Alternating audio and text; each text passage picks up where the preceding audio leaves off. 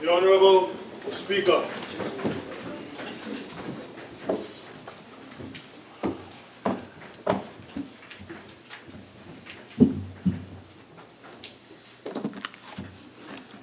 Almighty God, we give thanks to you, the Creator of the universe, and humbly beseech you to direct and prosper the deliberations of the members of this House here assembled for the advancement of your glory and the trust and welfare of the people of Trinidad and Tobago.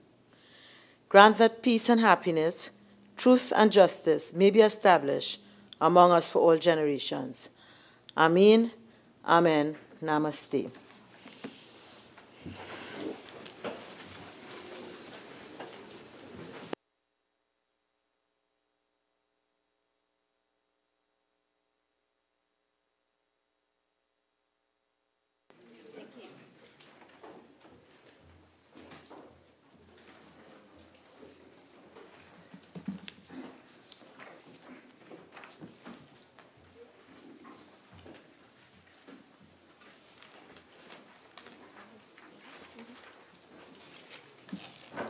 Oath or affirmation announcements by the Speaker.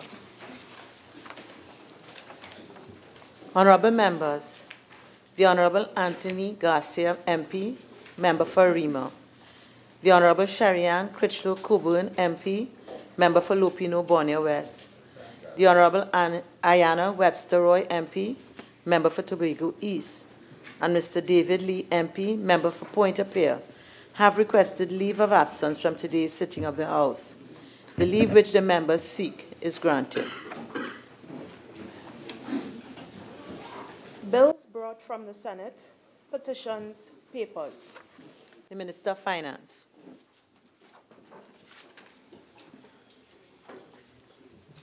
Madam Speaker, I have the honor to lay the following papers. The report of the Auditor General of the Republic of Trinidad and Tobago on the financial statements of the Princestown Regional Corporation for the year ended September 30, 2014.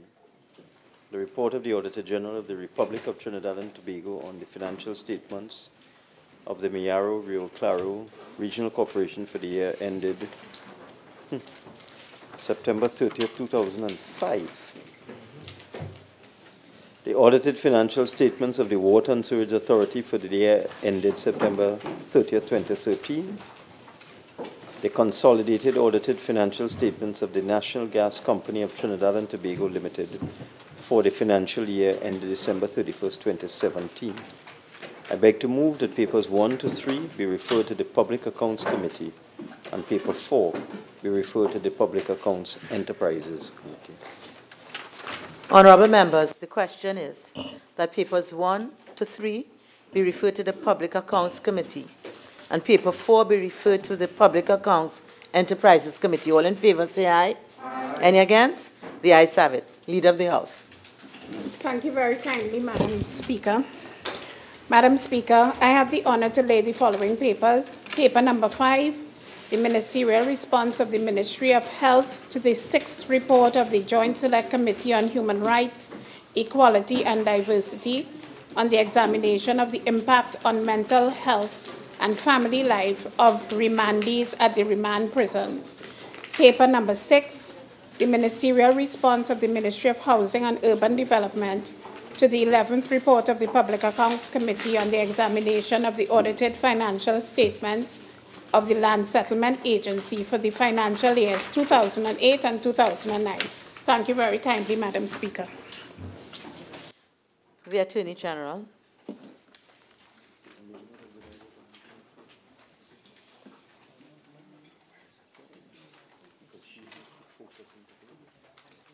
I apologize, Madam Speaker. Madam Speaker, I have the honour to lay the annual report of the Police Complaints Authority for the period October 1st, 2016 to September 30th, 2017. Thank you. The Minister of Rural Development and Local Government. Madam Speaker, on behalf of the Minister of Rural Development and Local Government, I have the honour to lay papers 8 and 9. These are the annual administrative reports of the Arima Borough Corporation for the period October 2014 to September 2015, and October 2015 to September 2016. Thank you very kindly, Madam Speaker.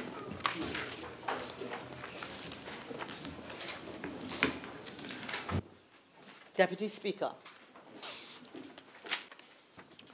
Madam Speaker, I have the honor to lay the 10th paper, the delegation report of the Pan-America's Dialogue on Disaster Risk Reduction held in Panama City, Panama from February 22nd to the 23rd, 2018. Reports from committees.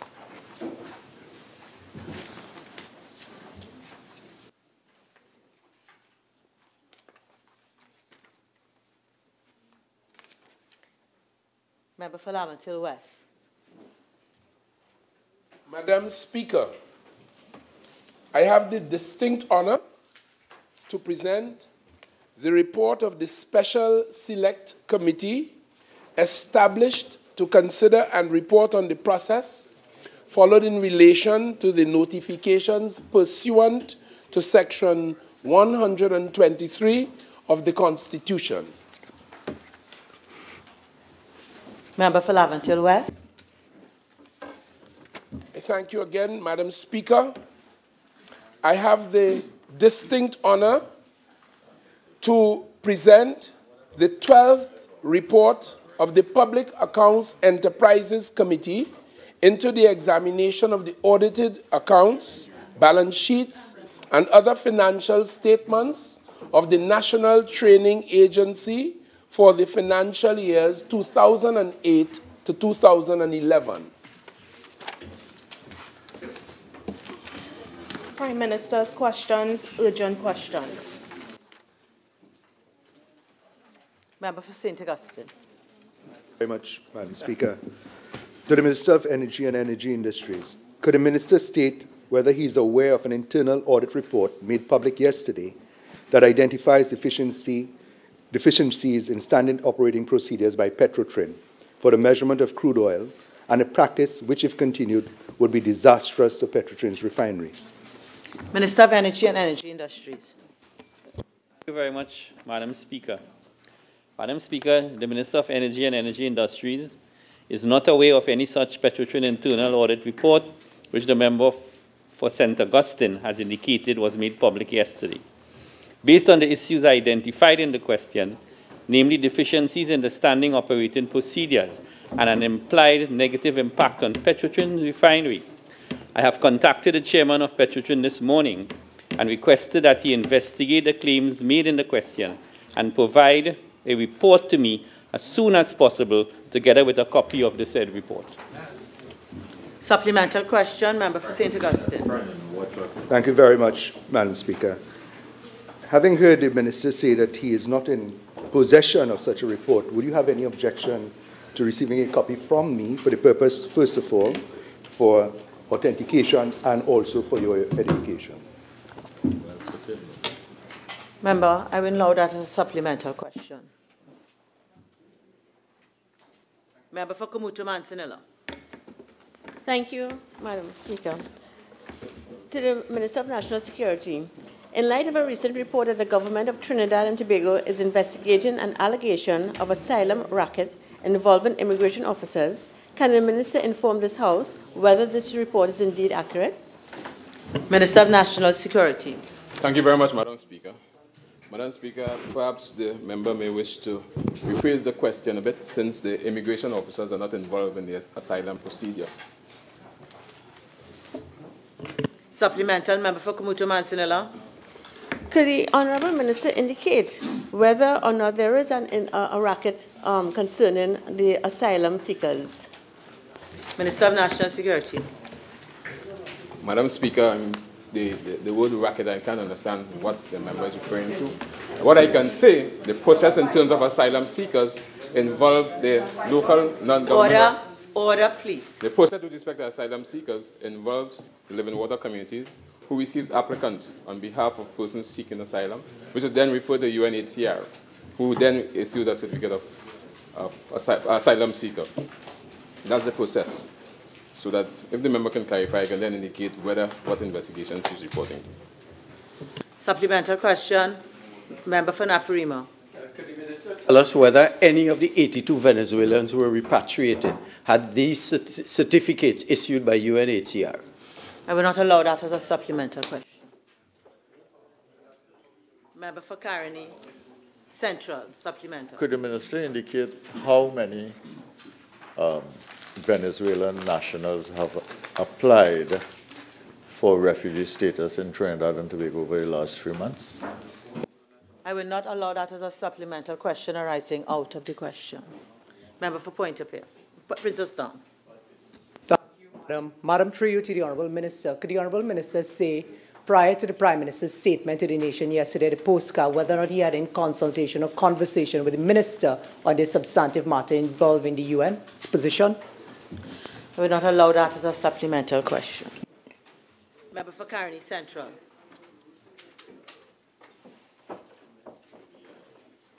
Number 3, member for Caroni Central. To the Minister for Energy and Energy Industries, based on recent discussions held with Shell by the Government of the Republic of Trinidad and Tobago, can the Minister inform this House whether the issue of a ratio has been discussed for the allocation of gas to LNG plant at Point Fortin versus the supply of gas for downstream users? Minister of Energy and Energy Industries. Thank you very much, Madam Speaker. Madam Speaker, the supply of natural gas for LNG and petrochemicals has been and continues to be a function of contractual arrangements. As a government, we honor our contractual obligations. Unfortunately, due to the lethargy of the former administration, the negotiation of gas supply to the downstream did not take place in a timely manner. This resulted in the downstream industry, some companies being out of contract for gas supplies and had to be facilitated by ad hoc arrangement. It took the intervention of the Prime Minister and Minister Young, I was ill at the time, at a Houston meeting in April 2017 with BP and EOG to restore some order to the domestic gas supply situation. It took another strategic intervention in London. But at present, discussions are ongoing between Shell and the NGC for a new domestic gas supply. Given the exploration and development activities being undertaken by Shell, downstream users will see a significant improvement in gas supply. Shell has indicated that gas from its Starfish development is due to come on stream shortly, after a matter of the next quarter of this year. Shell has also committed to substantial investments in other ECMA fields to ensure and assure and improve gas supply to the downstream sector. Supplemental question, Member for Caroni Central. Yes. The discussions with Shell on these matters, since they involve Atlantic LNG and the partners of Atlantic LNG, does that raise any difficulty in resolving this issue on the basis of discussions with Shell alone? Minister of Energy and Energy Industries. There are always challenges in negotiation that are complex in nature and that has very high stakes in the financial consequences of such discussion. It is because of that the government has taken a focused approach that is being led by the Prime Minister so that we can conclude these discussions amicably in the interest of our foreign investment partners and in the interest of the nationals and citizens of Trinidad and Tobago. From the point of view of a purely profit motive, there might be a conflict in the interest of the country Trinidad and Tobago and the company Shell. Is the government in a situation to say whether the national interest can be negotiated in a way that's favorable to the downstreamers? Minister of Energy and Energy Industries. The simple answer is yes, but I'll just pre-qualify that. There are two parties at play here. The investor who wants a fair rate of return on his investment, and he's right to require that. And then there's the state as the owner of the resource, who also demands a fair economic rent on behalf of the resource owner, which is the people of Trinidad and Tobago. I personally and the government do not think they are mutually exclusive events, and we can negotiate win-win situations. Member for Faisabad. Thank you, Madam Speaker. To the Minister of National Security, can the Minister inform this House whether any counseling and or psychological services have been rendered to the 15-year-old boy who was arrested and later released for an incident involving the wounding of his mother? Minister of National Security. Thank you, Madam Speaker. Madam Speaker, the Director of the Children's Authority has informed me that the child's father was contacted, and he indicated that he will contact the authority as they were not ready to meet with anyone as yet. The Children's Authority will continue to reach out to the family. Supplemental question, Member for Faisabad. Minister, can you indicate whether any sort of counseling would have taken place while this child was housed at the police station? Minister of National Security. Madam Speaker, no counseling was done at the police station, because the police normally deals with counseling with the victims and the Children's Authority deals with others. So it was under the Children's Authority to reach out, and they have done so. Supplemental. Which is under the Children's Act. Supplemental Member for Faisabad. Thank you, Madam Speaker. Minister, can you indicate whether the mother of this child has been provided with any counseling? Minister, Member for Point Fortin. Madam Speaker, no, I cannot say at this time. Member for Couvon North. Thank you, Madam Speaker. To the Minister of Education, in light of recent report of the rape of a female student in one of the nation's public secondary schools, can the Minister please indicate what plans are being put in place to prevent any further incidents of this kind? Minister of Education. Thank you very kindly, Madam Speaker.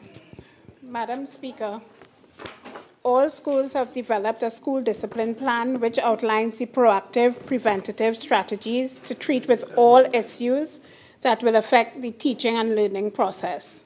In light of the report, school supervisors and principals have been reminded that critical measures must be implemented and monitored in all schools with immediate effect.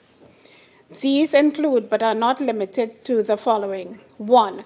Strategic patrols. All schools must develop a strategic patrol roster, which would include patrols by principals, vice principals, deans, heads of departments, school safety officers, and MTS security during roll call and change to the first period, after break time, after lunchtime, last period, at least 30 minutes after school dismisses, and at 10-minute intervals by MTS security after 3 p.m. until all students have left the compound. Periodic patrols are also conducted during class time. Classroom supervision roster must be instituted by the vice principal and or heads of department each day. Students are required to be supervised at all times. Priority supervision will be given to students displaying disruptive behavior and classes with discipline issues. An appeal will be made to all teaching staff members to inform the office of their impending absence so as to allow for proper supervision to ensure that discipline and order is maintained. Students must be engaged in constructive activities. Principals, vice principals, deans, heads of departments, school safety officers, and MTS security to ensure that there is no unsupervised class. It's now up. Thank you. Member for Princeton. Thank you, Madam. Madam, to the Honourable Minister, in light of this incident at that public secondary school, it is one of a series of incidents that we have heard about in the public domain. The question is, Madam, could the Minister indicate, in light of the recent increases of sexual offences against children in particular, and this incident being one of them, how soon can we see government bringing legislation to support the sex offenders registry being implemented? Member. Thank you very kindly, Madam Speaker. That legislation has already been drafted and it will be presented imminently. Supplementary Member for Naparima. Can the Minister explain, given the protocols that the Minister has enumerated, why these incidents continue to happen, and why was there a lapse to allow this incident to occur? Because there was a lapse. Member for Couva South. Thank you, Madam Speaker. To the Minister of Education, can the Minister inform this House how the government intends to address the stance taken by the Trinidad and Tobago Unified Teachers Association not to engage in the marking of school-based assessments from September 2018 unless their members are compensated? Minister of Education. Thank you very kindly, Madam Speaker. Madam Speaker, it is the view of the Ministry of Education that the school-based assessments form part of teachers' duties. This form of assessment has been in existence for the last 28 years. Further, the position proffered may have implications for teachers' terms and conditions of employment. In this regard, the Ministry will consult with the Chief Personnel Officer and our Legal Services Division for guidance on the way forward. We will be encouraging and engaging our stakeholders on this matter, inclusive of the NPTA and the Secondary Schools Principals Association. Thank you very kindly, Madam Speaker. I now advise that question time is now spent.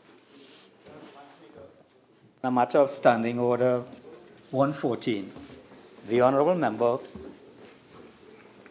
presented the report of the Special Select Committee, but as members of that committee, we had not viewed the report. I presented it on the table of this House. Why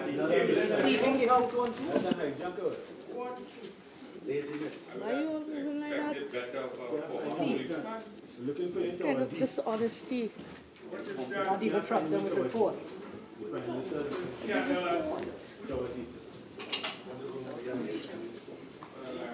Member for Couva South. I realize that maybe sometimes the distance you may not see when I'm standing, but I am standing. Yeah. Member, I have no such information, but having regard to what you've just indicated, I believe the report will be debated at some later time, and I guess all members of this chamber, including the members of the committee, would have an opportunity to speak. And I so rule. Clarification. When you look at 114.5, it requires the agreement, and if there's no agreement, then we must be in a position to submit a minority report. On the hand thing, always right. On the hand. Member, that's what it says, but as I indicated, the report shall be debated. It's been laid, it shall be debated, and members will have an opportunity, if such is the case, to present their views. And I so rule. Speaker, Madam Speaker, questions for oral answer. Member. I understand your ruling. Can you provide clarification? I need clarification. I am in a position to submit a minority report in this matter. And the question is whether this House, to maintain its decorum and dignity in accordance with the standing orders, will accept that minority report. Questions on notice, questions for oral answer. Leader of the House. Thank you very kindly, Madam Speaker. Madam Speaker, we will be answering. Madam Speaker, we will be answering all. Order. We will be answering all questions that have been presented for oral answer. And once again, there are no questions for written answer. So we will be answering the oral questions. Member for Faisabad. Thank you, Madam Speaker. To the Minister of National Security, could the Minister provide the reasons the Trinidad and Tobago Police Service did not provide the contractual agreements for repairs of police vehicles totaling $564,882.25 as stated in the report of the Auditor Madam General. Speaker, if I may, the normal practice is for the question not to be read out. You just have to give. We have a normal practice. Member, please.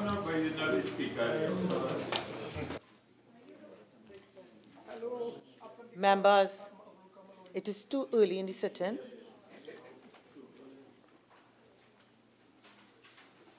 It is too early in the sitting for us to be totally disregarding the standing orders.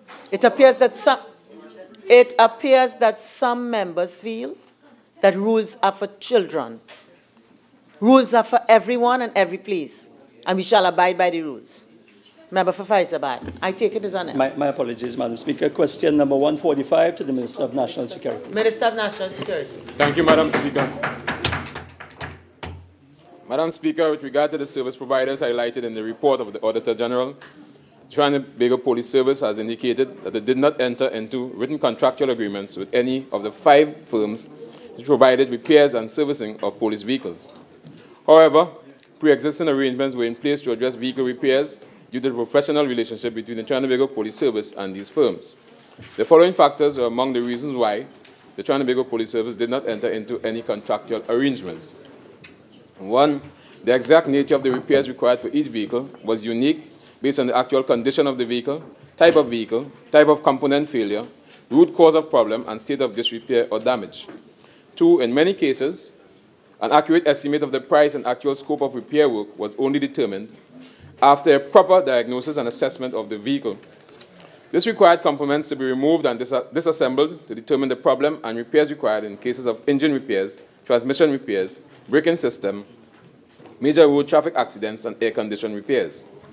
Thirdly, Trinidad and Tobago Police Service fleet of 1,679 vehicles has allowed the Trinidad and Tobago Police Service to negotiate with garages which provided competitive pricing, ensuring value for money and savings for the organization. Fourthly, service contracts usually cover preventative and routine maintenance services. Most of the jobs undertaken by the garage were breakdown maintenance and repairs. However, Madam Speaker, the firms were pre-qualified by Trinidad and Tobago Police Service to provide services based on the operational needs of the Trinidad and Tobago Police Service. The TTPS entered into contractual agreements with suppliers of new vehicles for preventative and breakdown maintenance services. Supplemental. Member for Viceroy. Minister, could you indicate how many vehicles were actually repaired by this expenditure that was incurred? Minister of National Security. Madam Speaker, I don't have the figures right now. What I have is the total amount of vehicles in the fleet, but I don't have how many were repaired as such. Supplemental. Member for Viceroy. Minister, can you tell us who were the providers in this instance? Minister of National Security. Madam Speaker, I do not have the list of the firms, but I know there were 5 firms that were provided as repairs and service of police vehicles, which can be provided. Supplemental. Member for Viceroy. Yes, thank you. Minister, can you undertake to provide that answer in writing? And can you indicate whether VEMCOT was included in this expenditure as well? Madam Speaker, I can provide the list of the firms in writing. Member for Point-a-Pear. Question number 1868 to the Minister of Health. Minister of Health. Thank you very much. Thank you very much, Madam Speaker. An annual sum of $1.5 million was approved in this fiscal year 2018 for a period of 3 years with a payment effective from January 1st, 2018. To date, a sum of $750,000 was paid to the Society, representing 2 quarters. That is for the period January 1st to June 30th, 2018. Thank you very much, Madam Speaker. Member for Couva South. Thank you, Madam Speaker. Question number 180 to the Minister of Works and Transport. Minister of Works and Transport. Thank you, Madam Speaker. Madam Speaker, the Indian Trail Road is approximately 4.7 kilometers long and 4 meters wide. It connects Rivulet Road on the west and Mayo Road on the east. The Highways Division of the Ministry of Works and Transport currently maintains approximately 4.7 kilometers of this road, starting from Rivulet Road. The other 2.7 kilometers falls under the jurisdictions of the Couva Tabaki Talpa Regional Corporation. On the section of the Indian Trail Road, which falls under the remit of the Ministry of Works and Transport, there's one major landslip west of the flyover, which is approximately 30 meters long. This landslip is currently affecting approximately 1 meter of the road width and approximately 5 meters in length of the road. This problem is as a result of a lack of proper drainage and carriageway failure due to the vehicular traffic load since the road is constructed on a ridge. Madam Speaker, in addition, there is another large landslip in the section of the roadway that falls under the jurisdictions of the Kuva Tabaki Talpa Regional Corporation. The ministry's assessment reveals that the other landslip occurred as a result of an existing reinforced concrete retaining wall. The entire roadway has been affected by the landslip, which occurs as a result of a water line leak, which causes internal failures and mass movement. Both landslips are on the Bridges Landslip and Traffic Management BLT unit list of landslips and repairs during fiscal 2017-2018. I thank you. Supplemental member for Naparima. Thank you. Minister, given the frequency of landslips in the constituencies like Kuva South and Naparima, does the ministry have a focused professional capability of dealing with landslips, or is it part of a general remit of a section of the ministry? Minister of Works and Transport. Madam Speaker, the Ministry of Works and Transport has qualified professional engineers and several departments. The BLT department is staffed with senior engineers, and I am confident that they are quite capable of handling all the landslips. Supplementary question, member for Kuva South. Madam Speaker, I've listened to the Minister of Works very attentively, and he alluded to two major landslips. Please, member. Madam Continue, Speaker, member. I have a right to talk. Member, continue. The question? Yes, to the Minister of Works and Transport again. Could you provide a date as it relates to the commencement of remedial works, as it relates to the two landslips that you referred to? Minister of Works and Transport. Thank you, Madam Speaker. Madam Speaker, the landslip has been referred to the BLT landslip repair program. However, it will be done as soon as funding becomes available. Thank you. Supplemental member for Naparima. If the minister is convinced about the capability, the professional and engineering capability of the ministry to handle landslips, why are there 100 unattended landslips in the constituency of Naparima, and the ministry seems unable to deal with them? The question is about Kuva South.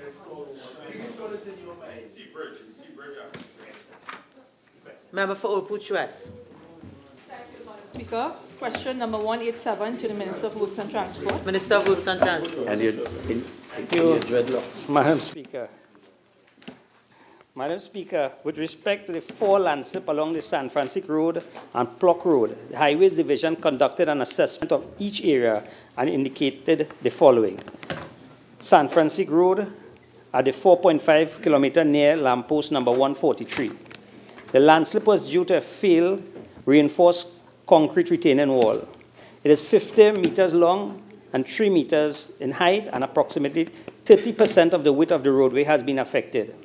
It has been deemed critical and has been included in the list of projects to be undertaken in Phase 2 of the Bridge and Landslip and at the Traffic Management BLT program. San Francisco Road at 4.5 to 5 kilometer section. Work was undertaken on this landslip in Phase 1 of the BLT program approximately 18 months ago.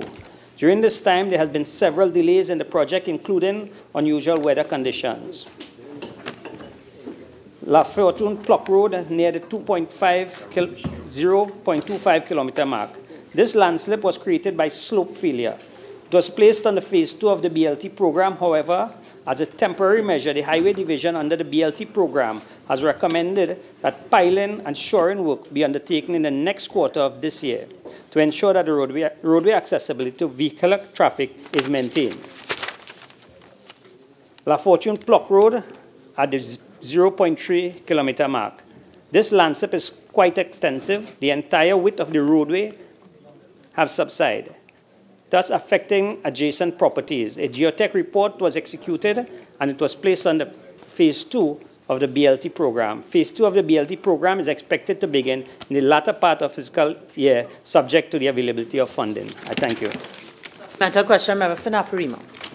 In light of what the Minister and the excuses he has given, would he not admit finally that the Ministry is incapable of doing with the plethora of I will landslips? not allow that as a supplemental question. Member for Orupu-Chwes. T-Bridge trickle down to every division. Who are the contractors identified to complete this project? Minister of Works and Transport. Madam Speaker, this government is not in the habit of just awarding contracts without a tendering process. At this point in time, the landslips have been referred to the BLT program, where they will be designed and then a public tender will take place. Thank you. Italian passage given by the tender procedure that you described? Member for Princess Those are Town. questions. Please don't let me have to warn you about that again. I won't allow that as a supplemental question. Member for Orupu-Chwes. Speaker, question number 196 to the Minister of National Security. Minister of National Security. Thank you, Madam Speaker. Madam Speaker, I've been informed by the Commissioner of Police that in order to address reports of crimes against women by owners of private vehicles for hire located in the Central Division, the Trinidad and Tobago Police Service has implemented the following measures. High police presence in areas where owners of private vehicles pick up passengers, public awareness and sensitization. Members of the public, including women, are informed of safety tips via contemporary and traditional media, such as the Trinidad and Tobago Police Service website, ttps.gov.tt, Facebook and Twitter pages, as well as the YouTube channel. The Trinidad and Tobago Police Service television program Beyond the Tape is also a key forum through which sensitization and awareness takes place. The Senior Superintendent of Southern Division features every Thursday on the program. Town meetings are utilized as a forum for engagement between members of the community and the police. Information on personal safety and security is shared, and issues of concerns to community members are addressed at these meetings. Partnership with communities also takes place. Officers from the Trinidad and Tobago Police Service are critical and active participants in groups such as station councils, neighborhood watch groups, and village councils. Information on maintaining safety is shared in these groups via direct engagement supported by social media. There are also, Madam Speaker, active stop and search exercises which are conducted in various areas. As part of the core operational activities of the Trinidad and Tobago Police Service, these exercises are actively conducted across 9 police geographic divisions. Madam Speaker.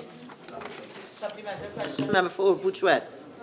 Honorable Minister, how many reports of violence against women have been recorded for 2018 involving private vehicles for hire? Minister of National Security. Madam Speaker, I don't have those figures in hand right now. They can certainly be provided.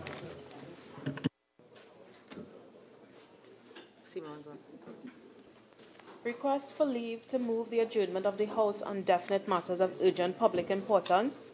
Statements by ministers. Personal explanations. Introduction of bills. Motions relating to the business or sittings of the House unmoved by a minister. Public business. Private members' business. Motions. Member for Tabakit.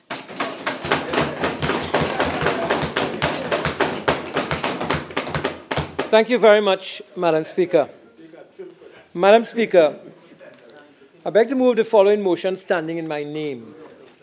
Whereas since September 2015, the government has squandered millions of taxpayers' dollars on the now collapsed Sea Bridge, and whereas the government has failed in its every attempt to remedy what is now seen as a disaster and an injustice to the travelling public via the Sea Bridge, and whereas the Minister of Works and Transport has utterly failed in discharging his responsibility to adequately manage this primary and vital mode of public transportation, and whereas the actions, conduct, and non-performance of the Minister of Works and Transport in this regard have been the subject of widespread adverse commentary and criticism, and whereas the procurement and operations of the vessels on the Sea Bridge since 2015 have been marred by allegations of corruption and nepotism with accompanying stakeholder criticism and public uproar,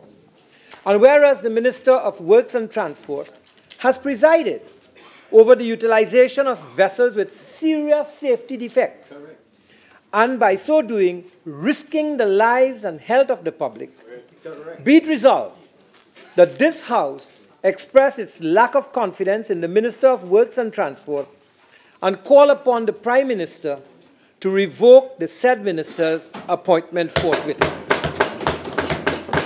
Madam Speaker, it is not only we on this side who are calling for the revocation of the minister's appointment, but way back on the 13th of August 2017, in a very telling editorial of the Trinidad Express, the headline was Sinanan and Pat, that's of course the Port Authority Board, must go. Must go. And in that editorial, because the newspaper, the media, speaks on behalf of the people of this country. And that is very important. They reflect the voices of those who cannot express their voices. And when they speak very often from an informed position. Madam Speaker, I will show later in my presentation a list of many other distinguished persons in this country, former public servants, including the Venerable Reginald Dumas, who also called for the resignation of the minister and the removal of the minister. Madam Speaker, I want to begin my presentation with something that I think is critical and important in this regard, because today, this debate and this motion is not just about the minister. It is more than that. It is a debate about whether our friends on the other side would allow what is affecting or what has affected people of this country, particularly people of Tobago, to trump their party interests. Whether they will be patriotic enough to country and trump their party interests. We will see whether patriotism comes to the fore on their part today. And therefore I would ask my good friend, the member for Ruka Maloney, the leader of government business, whether she will be prepared to lift the whip for the members on her side, and whether we will see a true conscience vote on the part of representatives from Tobago East, Tobago West, and the member for Diego Martin West. Madam Speaker. Madam Speaker, this is not a personal matter against the Honourable Minister of Works and Transport. He happens to be the minister in that position, and therefore there's a certain responsibility that he cannot escape from in this debate. And therefore I do not wish to personalize this debate against him, but you know, I am driven very deeply in this debate by my convictions and my religious convictions. And very often I'm motivated by a story and an incident in our Hindu scriptures, the Mahabharata, where the Lord, Krishna, became the charioteer and advisor to one of his disciples and friend named Arjuna, who was there in the middle of a battlefield. And he saw friends and families on one side and friends and families on the other side. And he was resisting whether he should engage in a fight. But the Lord told him that what was important was duty, his commitment to duty. And today, it is my commitment to duty and my patriotism to this country which will determine the presentation that I make in this House. Because this is about responsibility. This is about duty. So it is not about the minister personally, but you are, Mr. Minister, Madam Speaker, he is in a particular position, and this is about the manner in which he has mishandled a situation in this country that could have resulted in the loss of lives on one occasion when that boat stopped in the middle of the sea and attempts were made to move people from one to the other. This is a story, Madam Speaker, of incompetence, ministerial incompetence, government incompetence, of mismanagement, a story of callousness, especially in the way lives of people have been put, in the way people have been treated, in the way people have been left stranded, whether it is at the port in Port of Spain or the port in Tobago or the airport in Piaco. It is a story of irresponsibility. It is a story of a lack of regard for accountability and spending. And above all, in my view, is a story of negligence on the part of the minister.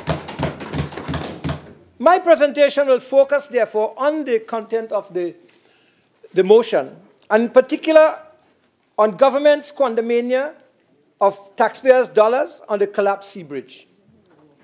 Madam Speaker, had they put that TT Spirit to dry dock when it should? Had they put the TT Express to dry dock when it should? Had they had a proper maintenance management program, a preventative maintenance program?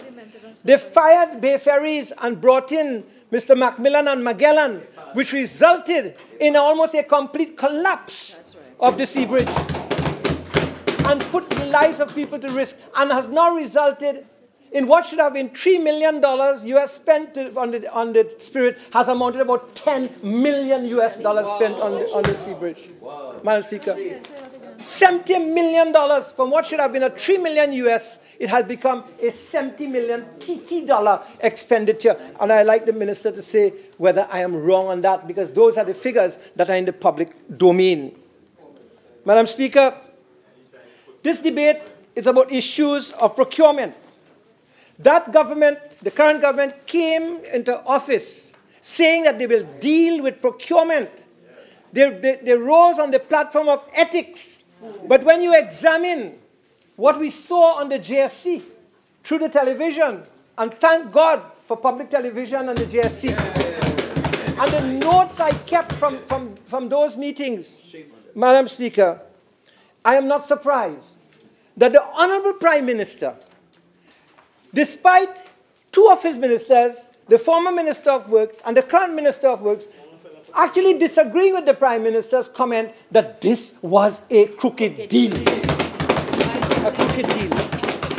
When a Prime Minister can tell the people that he thinks that this is a crooked deal, and his ministers are disagreeing, saying that maybe he has information, then I think that the Prime Minister himself has failed, because he has not instituted the kind of investigation that is required in order to back up the comments he made.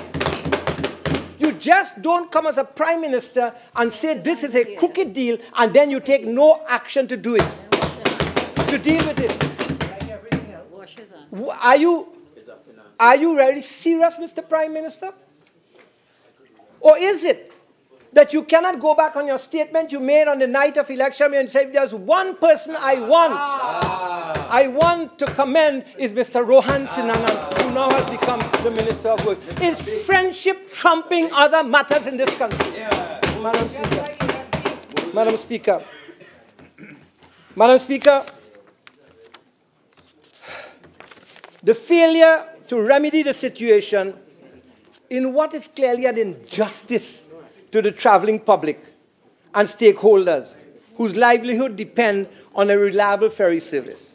Madam Speaker, every organization in Tobago, including also the Truckers Association.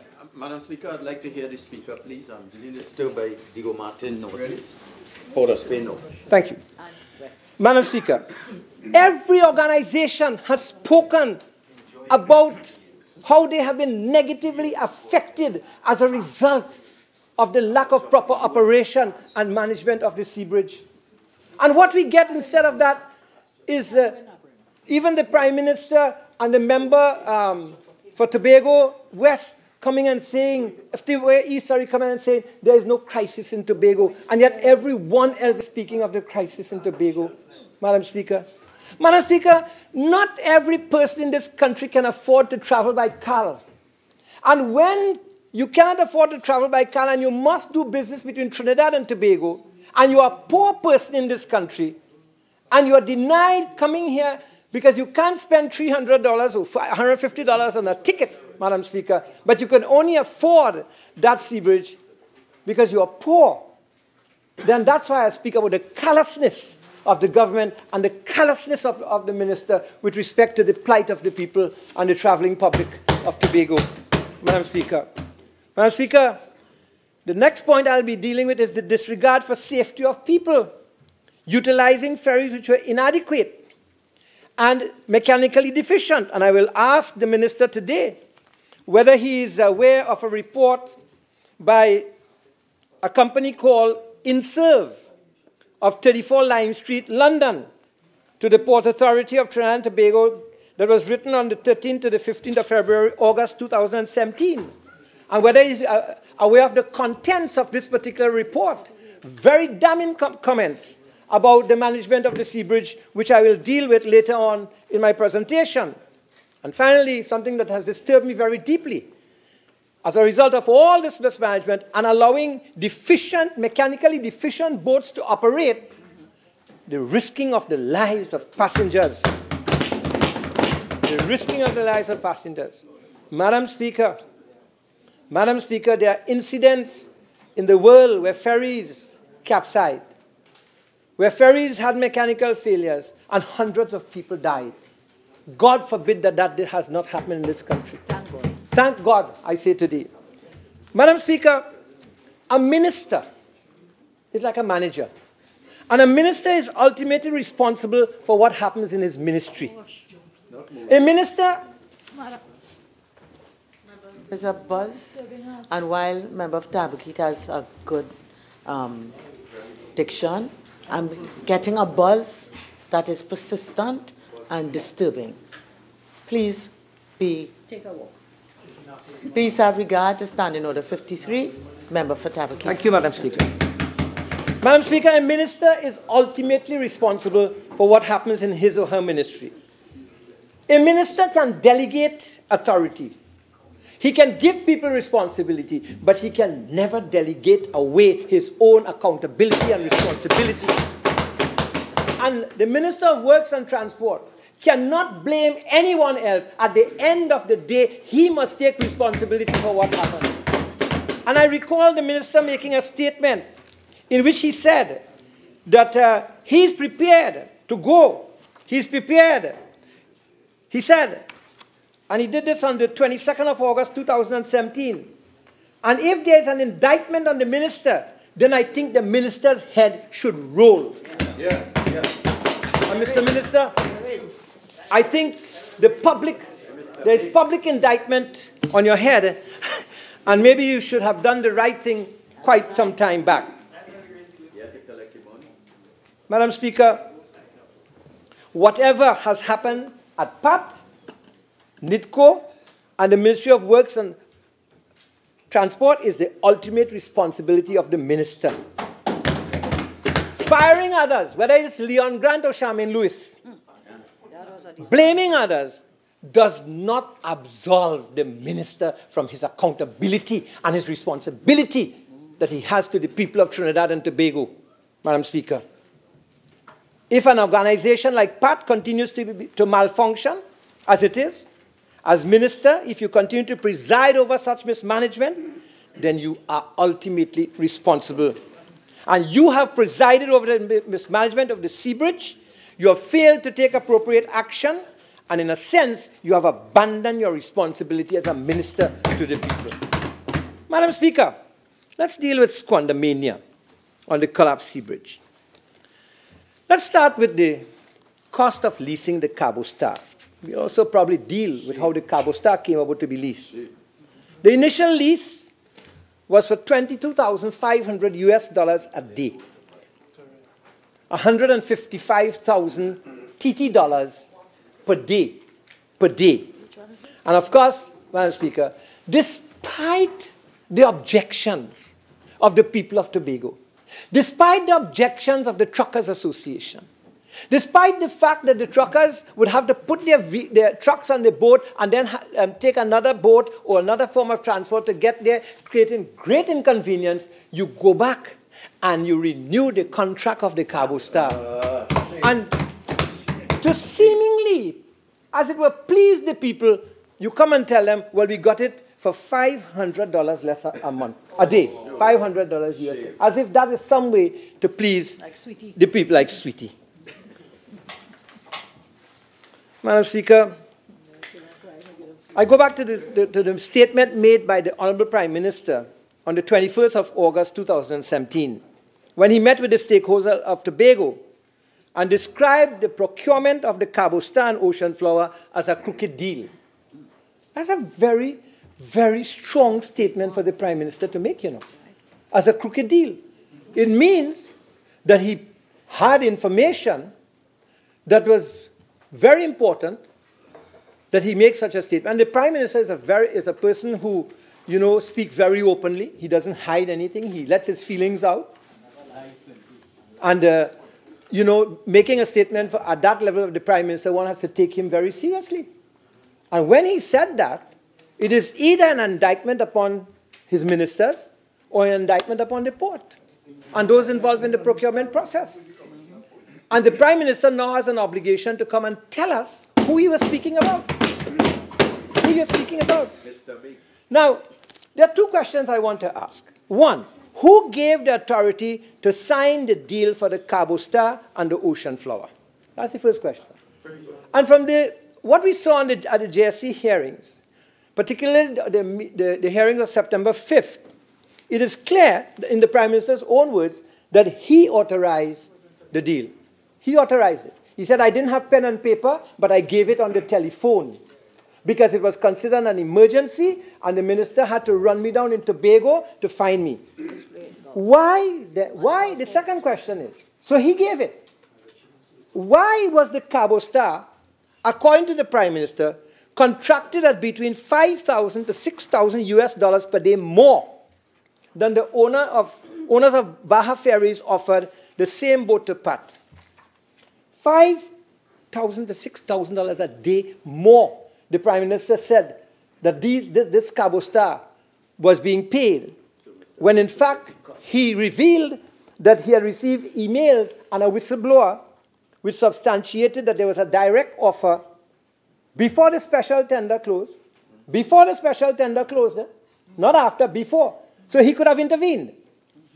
And it was approximately, therefore, a loss to this country of between 13 to 15 million TT dollars.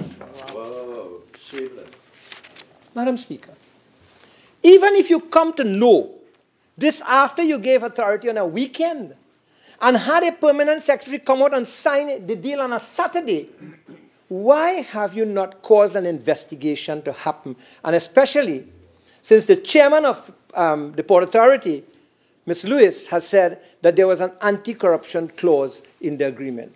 Why haven't you not referred it to the police?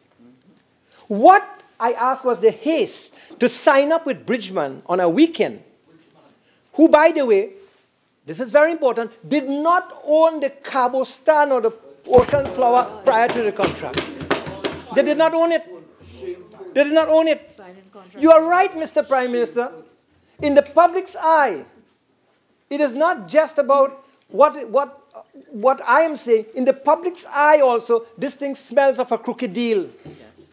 And I ask, therefore, was the Moutet report intended to cover up the matter, to shift emphasis away from a highly suspect procurement process? And that is my feeling. Just like happened at the OAS, and you call in somebody and put in a committee report. The problem repeats itself, as I said, with that OAS fiasco, where another person is asked to advise on what really happened. And from that GSC meeting, when I looked at it on the 5th of September, there are certain incontrovertible facts that demonstrate negligence on the part of the Minister of Works and Transport and the ministry. The Prime Minister, during his press conference of the 21st of August 2017, following the meeting with the Tobago stakeholders, said that a standard tender process was used for the Cabo Star and Ocean Flower 2. Yet, the Port Authority chairman, Ms. Lewis, told the JSC that PAT used a special tender process. What's that? So there is a difference between a standard tender process and a special tender process. what is this special tender process? What is this special tender process? And therefore, was the Prime Minister misled by the Minister of Works and Transport and by the Attorney General in this matter?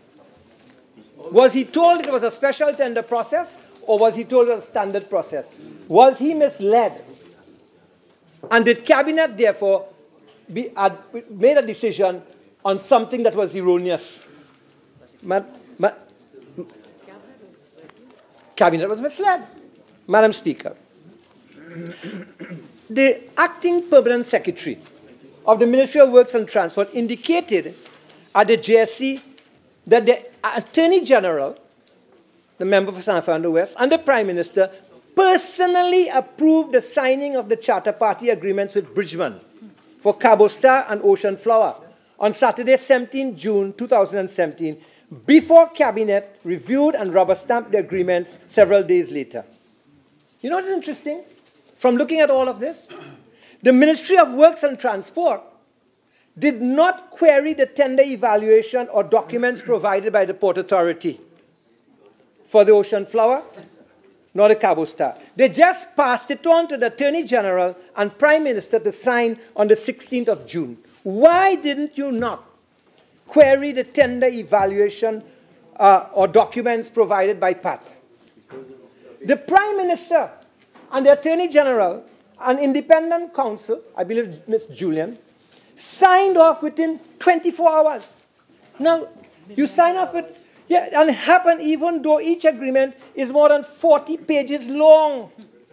Were these documents read? The Prime Minister in his statement said, look, we work from below, come up, therefore I depended on what they told me. Did the Attorney General really review these documents? Did the Minister review these documents? Or did they just sign these documents and the Prime Minister just went along? What was the haste? That is the question. What was the haste? It gets even more curious. The Charter Party agreement approved did not include bank account information and to whom commissions were to be made payable. Instead, it said owners would deal directly by separate agreements.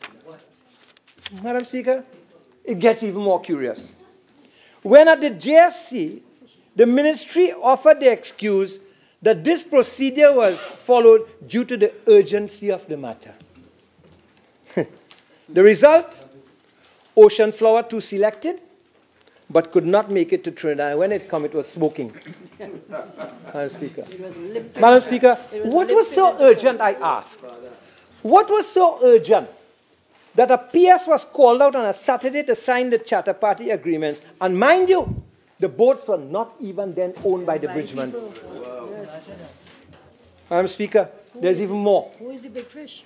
Because I am concerned about the irrevocable standby letter of credit to Bridgmans. Do we still have to pay Bridgmans? $21 million. $21 million. How much was Bridgmans paid to sail the Ocean Flower to Trinidad and Tobago? According to the Minister of Finance and the member for Diego Martin Northeast, it is costing us $800,000 to have the Galleon's passage sail to Trinidad. Are you telling me that somebody loved Trinidad so much that they're sailing the Ocean Flower free to Trinidad? If it's Mr. Big. The man has an irrevocable letter of credit. So we have not been told yet how much was paid to bring this Ocean Flower to Trinidad. And even when the Ocean Flower is being told that, listen, we no longer want to do business with, they still sailed it to Trinidad. Because they knew they had an irrevocable letter of credit. So what has become of that credit letter? Madam Speaker, Bridgman only acquired Ocean Flower on the 20th of June, 3 days after the Charter Party agreement was signed. And they bought that boat for $5.5 million US. Yeah. A company who Dun & Bradstreet said was financially broke. A company that you couldn't even find a proper address for when Mr. Mark Bassant of TV6 went with his people looking. A Dun & Bradstreet report that was damaging, A company that was not in the ferry business, suddenly in a couple of days finds $33 million in order to buy a boat. Madam Speaker, where did that money come from? And today, Madam Speaker, you know, we have governments who like to talk down to us sometimes and tell us about ethics and morality and tell us about FATCA and what have you and so on. And today, from the floor of this Parliament, I am asking the Canadian Parliament and the Canadian government and the anti-corruption units of the Caribbean government to seek answers from Bridgemans, especially in light of the Dun & Bradstreet report on this company, and to let them declare where and how they got that $5.5 million. Because there are rumors circulating in this country, in a land of rumors, that the money came from a particular car dealer in this country. Mr. Speaker, let us find out the truth. How did this company, within a couple of days, get $5.5 million to buy a boat and sail it from Korea? You see, because the Dun & Bradstreet report raised major concerns on the seaworthiness of the vessel.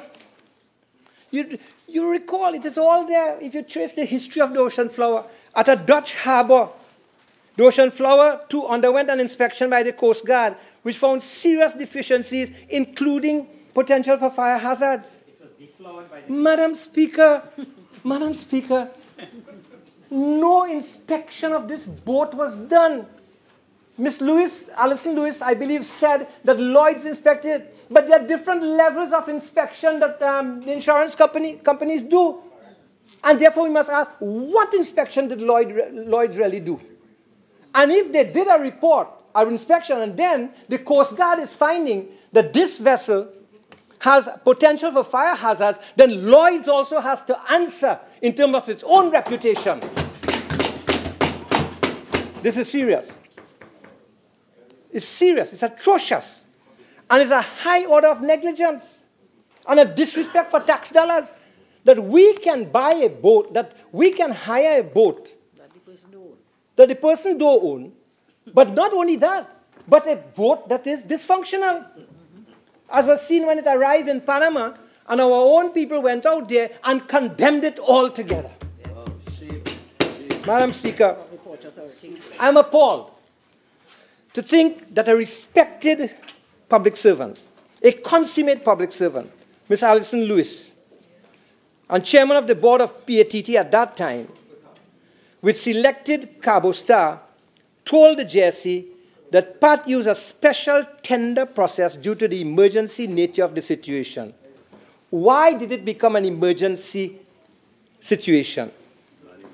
Because somebody wanted to get rid of the Galicia. And that somebody hired a fellow called Macmillan to go and do a report on whether the Galicia was in fact suitable, after it had run all these years, suitable for running between Trinidad and Tobago. And that same person admitted that he was also seeking vessels at the request of the then chairman, Christine Sahadeo. This thing smells to heaven. Madam Speaker, Minister, were you aware of all these machinations taking place? Were you aware, Mr. Minister, of all these machinations? Mr. Minister, Ms. Lewis also said that the special tender process was signed off by Mr. Sinanan, Minister Sinanan. And what is worse, in the special tender process, financial stability and information regarding financials of the tendering companies was not received. Was it that the financials for all the companies were ignored because Ocean Flower people couldn't present proper financials? Madam Speaker, why did the committee ignore financial information it had on hand about tenderer Bridgman, which indicated that the company was a new company with few employees, little financial history, and little experience in the field of ferry provision services? Madam Speaker, then the transporter and Atlantic provider came on the scene. A barge, all the sea spray on people's goods and so on, and the Atlantic provider. I ask a question here today. Was trade unionist Michael Anisette lying or telling an untruth when he said to the JSC that there were rumors 4 months before the Atlantic provider actually started to work that the Atlantic provider was coming to Trinidad. Something also I believe that Ms. Diane Haddad also indicated. What we now know is that the board of the Port Authority, under the directions of the minister, because the minister cannot not know this, signed letters of engagement with the Atlantic provider and the Trinity transporter. No contracts were signed. And they cost $22,000 US per day for those 2 boats. And you're asking me to talk about squandermania. And you know what, Madam Speaker, listen to this. What we were told, what I saw at the JSC, is that the Port Authority said that they sent draft contracts to the Ministry of Works for the transporter and the Atlantic provider. But the ministry said they never received them. So without a draft contract, no charter party agreements, what did the cabinet approve? All the ministers sitting around the cabinet table have a responsibility now to say to this country, what did you approve? Because you see, this matter of the barge, Ms. Shamian Lewis, I believe, said at the JSC, after she was shut down, she said that Minister Rohan Sinanan asked them to go, that he heard that he knows of fellas who have this boat, this barge, and they bring in oil field equipment and so on the barge, and that they want about $12,000, but you could beat them down to $8,000. Yes. And then a member of the board, the deputy chairman, Mr. Bihari, Adrian Bihari, he then goes and he claims he negotiated the rate at $8,000. What is the deputy chairman of the board doing negotiating rates when that should be the tenders evaluation committee and the role of the management of PAC? Where is this interference coming from? The tendering process. The tendering process, undermining the tendering process. Madam Speaker. Madam Speaker. You know, there's a nice thing I listen to often, 95.5, whom the cap fits, let him wear it. Because, Madam Speaker, something is fishy and amiss in the procurement process of all these vessels. And that is why it has left people to suspect corruption in the procurement process. The government of Trinidad and Tobago and the Prime Minister have to investigate this more deeply. But I call again on the Canadian government to investigate their own company bridgements. Madam Speaker, next point I want to deal with is an unsafe boat, the TT Spirit. Madam Speaker, I refer to a report called INSERV. INSERV. And INSERV is a company at 34 Lime Street, London. And they did this report on the 13th to the 15th of August 2017. It surveys for Holland Machinery Insurers and presented it to the port. Madam Speaker, both for the Express and the TT Spirit. And the TT Spirit. And they talked about the dangers of these boats missing the scheduled dry docking and so on. But Madam Speaker, when you read this document is a document that speaks of total negligence on the part of the Port Authority and the Ministry of Works. Madam Speaker, total negligence. Madam Speaker, in the recommendations in this document, they talk about the fire hazards, about the TT Spirit running on 3 engines. Madam Speaker, I wish I could read the entire document into the records, Madam Speaker. I asked the Minister again, did he see this report?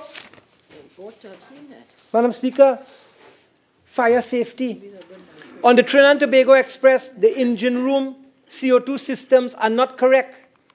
The reset button is lit, which usually only comes on after the release procedure has been exhausted.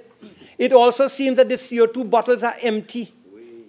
On the TT Express, the fire detection system is in poor condition and currently cannot be relied upon. 31st of August 2017. On Trinidad and Tobago Express, throughout the accommodation areas, the use of transformers has become widespread. They should be installed away from flammable materials. The management, it says here, the defects on both vessels are numerous. Somebody needs to start documenting these.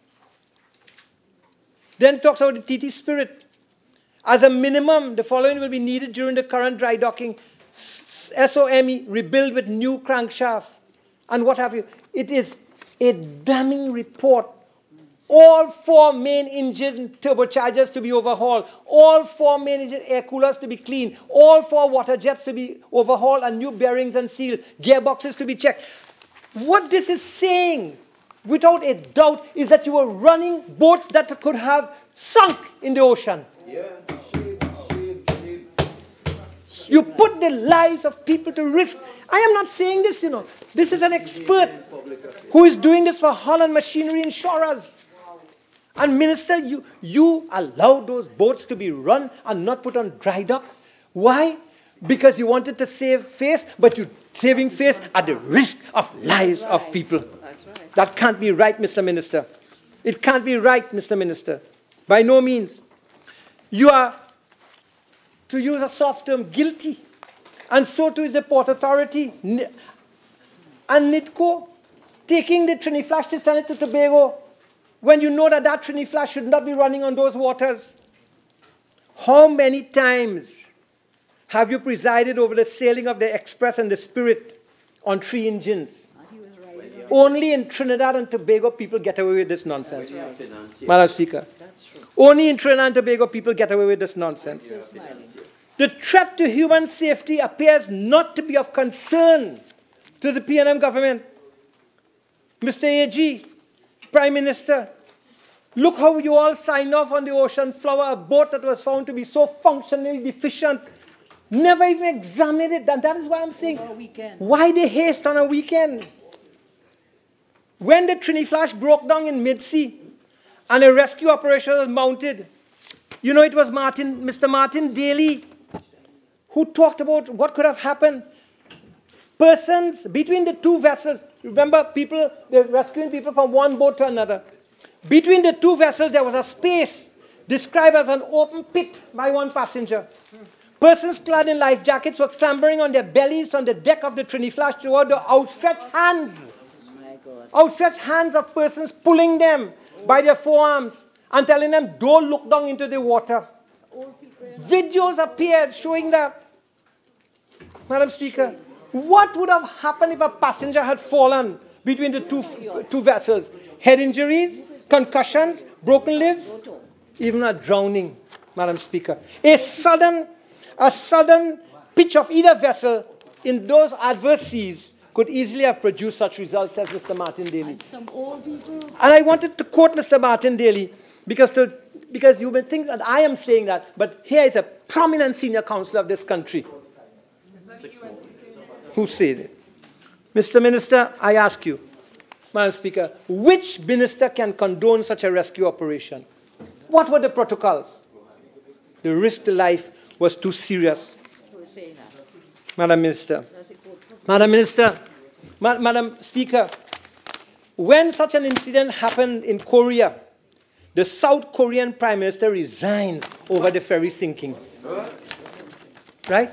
Do we have such integrity in this country? Where people, when things like these happen and people are endangered, they will have the integrity and the decency to say, time for me to go. I have failed, Madam Speaker. Madam Speaker, Minister, the minister mismanaged and failed to discharge his responsibility. How could you, Minister, allow a situation to develop in which a boat is leaving and there are no requirements, despite the Port Authority confirming that an 18-month contract existed with the Galicia? To get rid of the Galicia, the issue of conflict of interest was raised about an attorney as a rule, when everyone will tell you that the contamination of the contract and the conflict of interest are two separate issues. You want to deal with the attorney, deal with the attorney.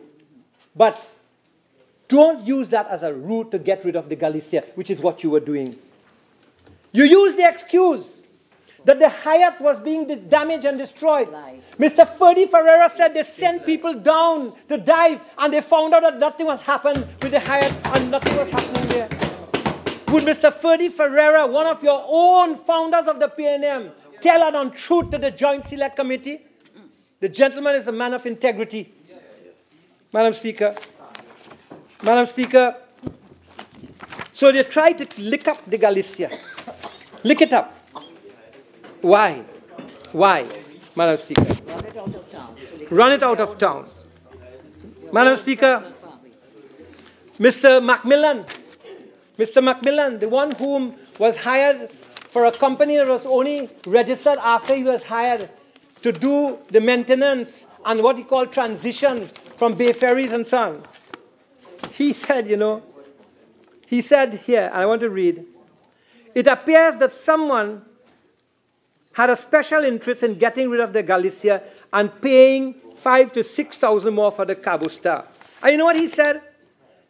Given his experience, that he would not pay more than 15,000 US per day for the Cabo Star. So according to him, we're paying 11,500 US dollars more per day. 3 minutes. Madam Speaker, the next point I want to make is this Galleon's Passage. Now, the Honourable Member for Diego Martin Northeast has been advocating the Galleon's Passage, and has his right to do so. He also advocated the MVCU at one point in time. Madam Speaker,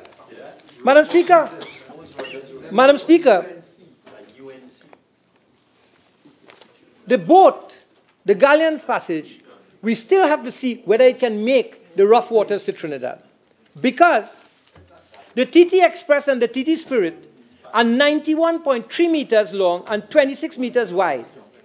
The Spirit, 97.22 meters long and 26.19 meters wide. But the Galleon's Passage is 74 meters long and 22 meters wide. And it is widely being advocated by those who know in the industry that the Galleon's Passage would not be able to make the rough seas. Madam Speaker, today I ask the Prime Minister to revoke the appointment of the Minister. To revoke it. And it's not only me saying this. Reginald Dumas called for the resignation of the Works and Transport Minister, Rohan Sinanan, and the entire port on 17th of August, Madam Speaker. And then you go on and you find the President of the Hotel and Tourism Association, Chris James. He talked about the 25 million loss, and now we are hearing it's a $700 million loss to the people of Tobago. The Tobago Hotels and Tourism Association, Chris James. The Crown Point Business Community, Shirley Cook. The Bed and Breakfast Association head, Kay Trutman. DOMA President, George Gregory Abood. Madam Speaker, all of these persons, distinguished persons in society, join me today in saying that the Minister must go now. And the Prime Minister has an obligation and duty to carry out his responsibility without fear and without favor. I thank you, Madam Speaker. I beg to move. Madam Speaker, I beg to second the motion, and I reserve the right to speak. Thank you. Honourable members, the motion being seconded, I shall now propose the question for debate. Be it resolved that this House express its lack of confidence in the Minister of Works and Transport and call upon the Prime Minister to revoke the said Minister's appointment forthwith. Minister of Works and Transport.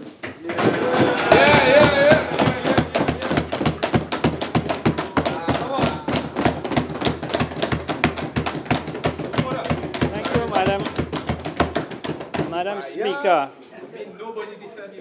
No, I don't against that. Madam Speaker, let me address you today. Right? Let me address you today. And I agree with the Minister. We should try to raise it upon both sides, because I feel I have some support on that side. See, Madam Speaker, thank you Thank you for the opportunity, Madam Speaker, to respond to this motion brought against me. And let me thank the leader, the Prime Minister, and the leader of government business for giving me the opportunity to defend myself. Because I don't need anybody to defend me.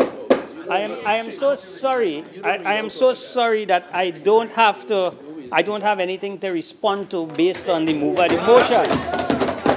Because what the mover of the motion claims is that he saw the Joint Select Committee. And if he saw the Joint Select Committee, he would recognize that the only item on that Joint Select Committee that was worth anything listening to is that the procurement of the Superfast Galicia should go straight to the Attorney General office.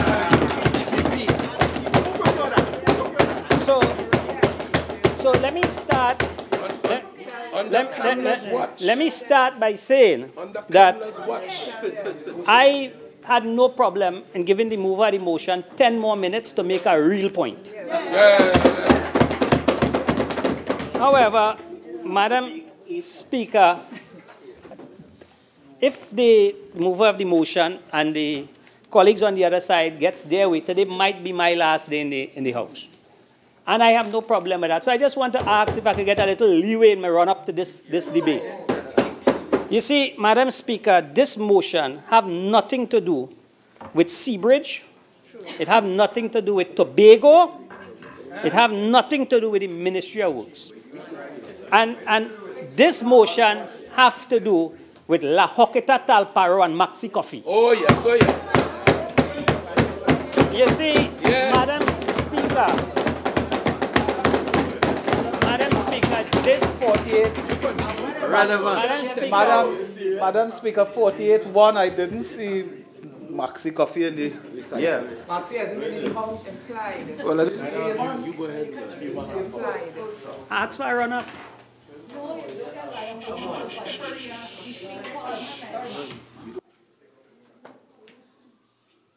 Minister of Works and Transport, I'll give you some leeway. You see, Madam Speaker, this motion was announced in Las Lomas, in the constituency of La Hoqueta Talparo. So what? Wait. Madam Speaker, you see, all this hoorah about Tobago people and everything about Tobago and the Sea Bridge, we know the UNC don't like Tobago. They never put up a candidate in Tobago in 24 years. Tobago population don't know what a UNC symbol is on a ballot paper up to now. So, Madam Speaker, you see, Madam Speaker, you see they go into Calcutta ship because that is what we consider our Panjat politics. That is our Panjat politics.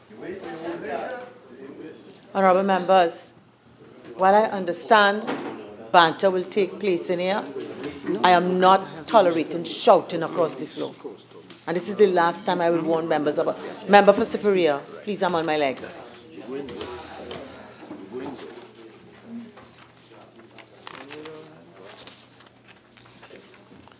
Member for Diego Martin, Northeast.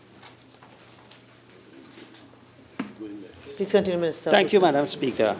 You see, Madam Speaker, this whole motion today about Tobago and so actually was hatched in La Hoqueta constituency and in Las Lomas, the great announcement of a motion of no confidence in the Minister of Works and Transport, because there's this perception that the Minister of Works and Transportation is going up for a seat. Well, the Member of Parliament for Tabakit started his motion quoting from the Bhagavad and the Gita and all kind of thing about Ram and Krishna and so. I will just want to tell the members on that side that while the God-fearing people on this side are praying for our colleague Maxi Coffee, who want to play Jamraj, on that side, Yamraj, all you go ahead. Oh, yes. Oh, yes. Yeah, Yamraj, Yama. You see, they, on that side, are playing Yamraj, Yama. Because he, in our religion, as the member for Tabakit said, he is the god of death. Oh. So while we are praying on this side for our colleague, on to the motion.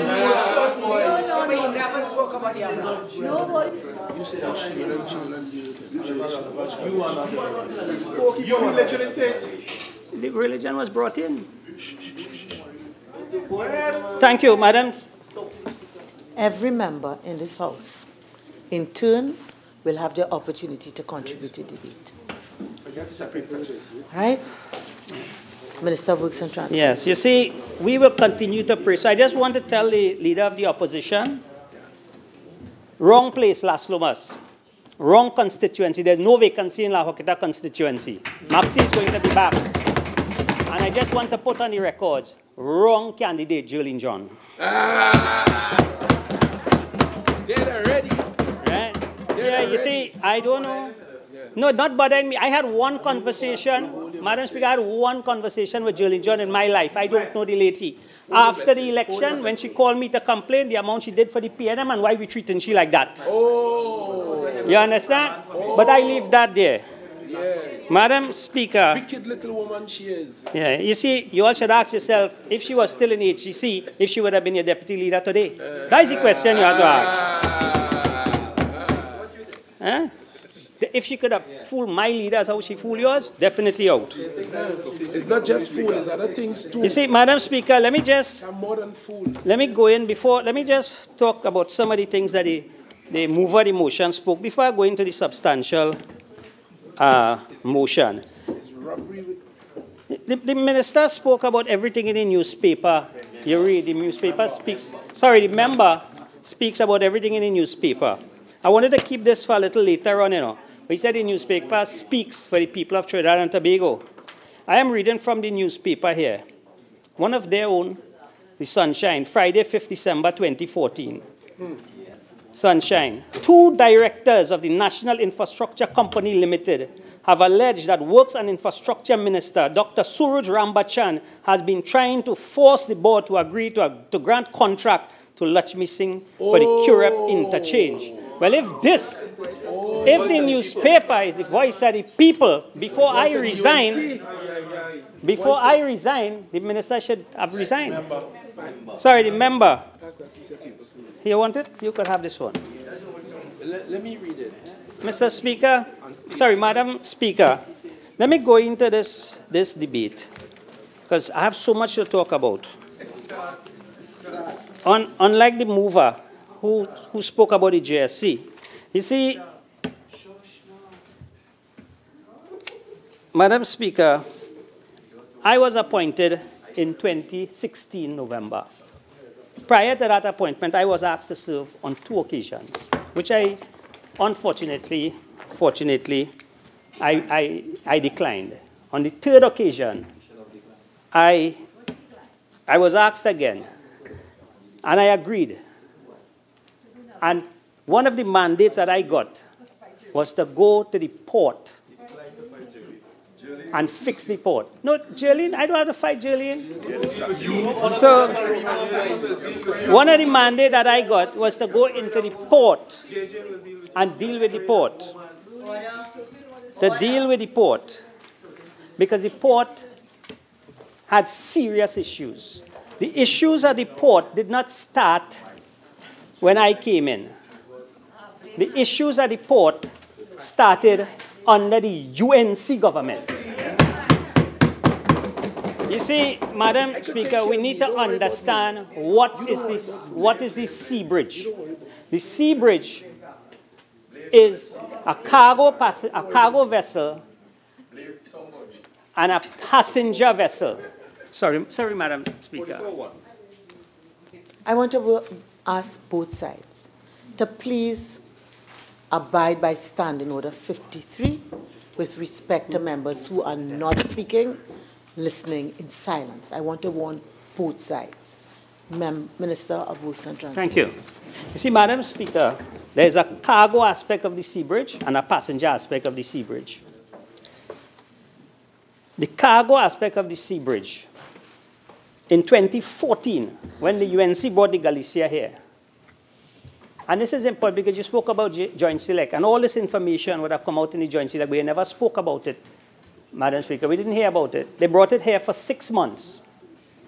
For 6 months. So you're paying about $17,000 a day for a vessel to come for 6 months, but it takes 5 months to reach here.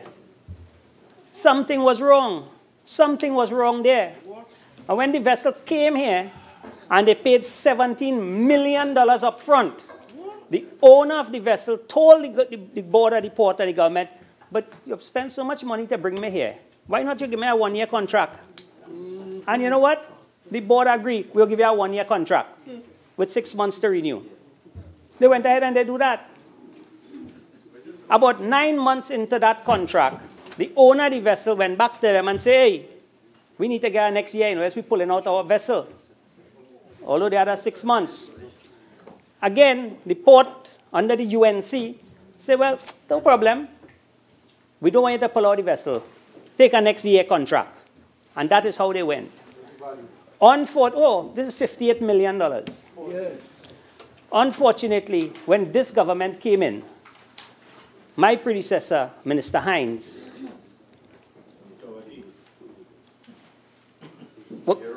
got a letter from them indicating, although they have a signed contract to April 2016, in November of 2015, they wrote him and they said, despite your contract for April, we pull in this boat in February. This is a signed contract. This was the modus operandi of that vessel that you all brought. Minister Hinds negotiated, and they came up with an 18-month contract. And you see, people keep talking about what 18 months. Let me just read. The vessel was pulled from us at a certain time. And this is a letter from the attorneys, Ms. Teresa Haddad, that wrote to the then permanent secretary at the port. So we have a contract with them that is up to October of 2017. But the vessel is pulled the week of Easter. And this is what their attorneys, Teresa Haddad, attorneys for Intercontinental, our client shall provide the vessel MV Elizabeth Ross, for the purpose of inter-island service between Trinidad and Tobago for the charter party as set out in our 31st October 2017 at the rate of 14,750 euros, being the same rate for the MV Superfast Galicia. But I want to quote from one part of this letter. Our client is prepared as part of the global settlement contemplated here to bear the cost of redelivering the MV Superfast Galicia on the condition that Trinidad and Tobago on the 21st of April as for the same cost of bunkering. In other words, what they're saying, they don't want anything, but they want to supply this vessel. But this vessel, right, must remove all claims that the government will have for the removal of the Superfast Galicia. So in other words, they acknowledge they have a contract with us, and they're willing to supply a vessel, but the problem is that the vessel cannot reach in time. So the country must suffer for at least 2 to 3 weeks without a vessel. Yeah. This is the attorney for the Intercontinental, admitting that there's a contract in place. Yes. All right? And they're offering a vessel, but we must accept that and drop all claims against Intercontinental. Oh, hijack. Right? Yes, so, hijack the government. To the mover of the motion, this minister did not send back any vessel. That's right. That's right. So, Madam Speaker, a problem arises there, where the vessel was pulled from this government. This government now have proceeded to take legal action for the breach of that contract. And that matter is before the court. But it is important for us to know that what came out of the Joint Select is that the UNC government hired an attorney to get rid of the warrior spirit. That attorney then was hired to look for a vessel So they paid her to get rid of one, pay her to look for one, invite her to tender for one, pay her to write the agreement for the winning tender, which she won, a whole kankalang. Well, no, it is procurement UNC style.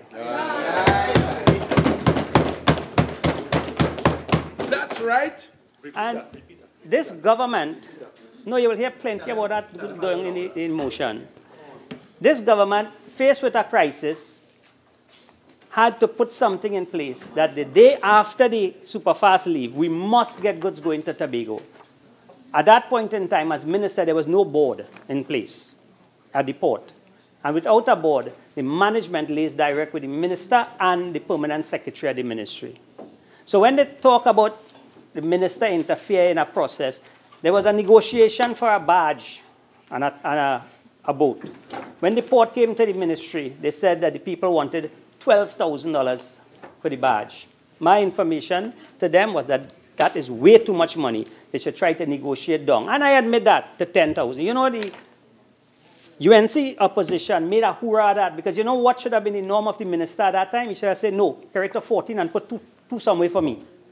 That is what they upset. No, but no, you see, they are upset that this minister said, don't pay 12,000, pay 10. That's right. Pay 10. But that was not a norm on a UNC government. Madam Speaker, subsequent to that, the government recognized that that was not the ideal situation to have the Atlantic provider and a barge. Immediately, there was a tender out. And within 3 months, we were able to remove the barge, remove the Atlantic provider, and the Cabo Star came. As of today, the Cabo Star would have worked every day it was contracted to, carried all the cargo and passengers. And if, you know, there's so much to talk about, let me just give you some figures. The Cabo Star takes 300 trucks. The Superfast took 200. The Cabo Star takes 130 passengers. The Superfast takes 120. And I admit that there is a speed difference where the Superfast is faster than the Cabo Star. However, when this government signed the agreement for the Cabo Star, with all intentions, it was a one-year agreement, and they were going out to look for another vessel. And as soon as a more suitable vessel comes, as we speak, that vessel will be engaged. The Cabo Star is not the vessel of choice. So that would have solved the cargo problem. What happened with the ferry problem? Immediately, the new board coming into office, I spoke to the board, and I told them, if you think the cargo problem is bad, you should look at the ferry situation. We have 2 ferries that are in bad conditions. They have not been maintained, and I have seen no information that even the people at the port knows what they're doing with that. And Madam Speaker, let me talk to what the mover of the motion spoke about who fired Bay Ferries and who hired Magellan. Because there's this big talk about the PNM government, the PNM board, firing Bay Ferries. And the PNM board hired Magellan. And Magellan, that didn't work out. Let me just read here from a board minute, dated February 27th, 2015. Remember, election was in September. Election? Yeah, almost at the end of the year. September. This is February. The authority noted that in accordance to Clause 4.8 of the Management Service Agreement between the Port Authority of Trinidad and Tobago and Bay Ferries Limited, dated 2007, July 1st, that a contract for management of the TNT Spirit and the TNT Express, PAT was required to give 6 months' notice if it intends to exit the service contract. And it goes on to say here that the board, the UNC board, headed by one Mr. Ganpat or whoever he was, took a decision. And I want to read the decision. the authority further direct the following. Management should issue a letter to Bay Ferries no later than 2015, March 31st. Bay Ferries should submit to PAT all operational manuals, OEM standards, operating procedures of the vessel. And a decision was taken at that meeting to terminate Bay Ferries, long before the PNM came into power. That is right. Subsequent to that, when Bay Ferries came to Trinidad, it was the PNM government bringing in the vessels brought in 2005. in 2000, and I think it was 2007, yes. On a 3-year contract. In 2010, that contract was renewed for a further 3 years. But by 2013, there were elements of the port who felt that they could have collected that money Bay Ferry was making. And the UNC board in 2013 started to cut Bay Ferries. They cut them to 2 years. In 2015, they decided they're going to get rid of them. They cut them to 1 year. And that is where the bacchanal on the port started. The bacchanal on the port started when the UNC decided to get rid of Bay Ferries. And if it's one thing my colleague here is guilty of, is listening and following up on UNC plan. Because UNC plan don't mean good for Tobago at all, at all. You see, Magellan was not hired by the PNM.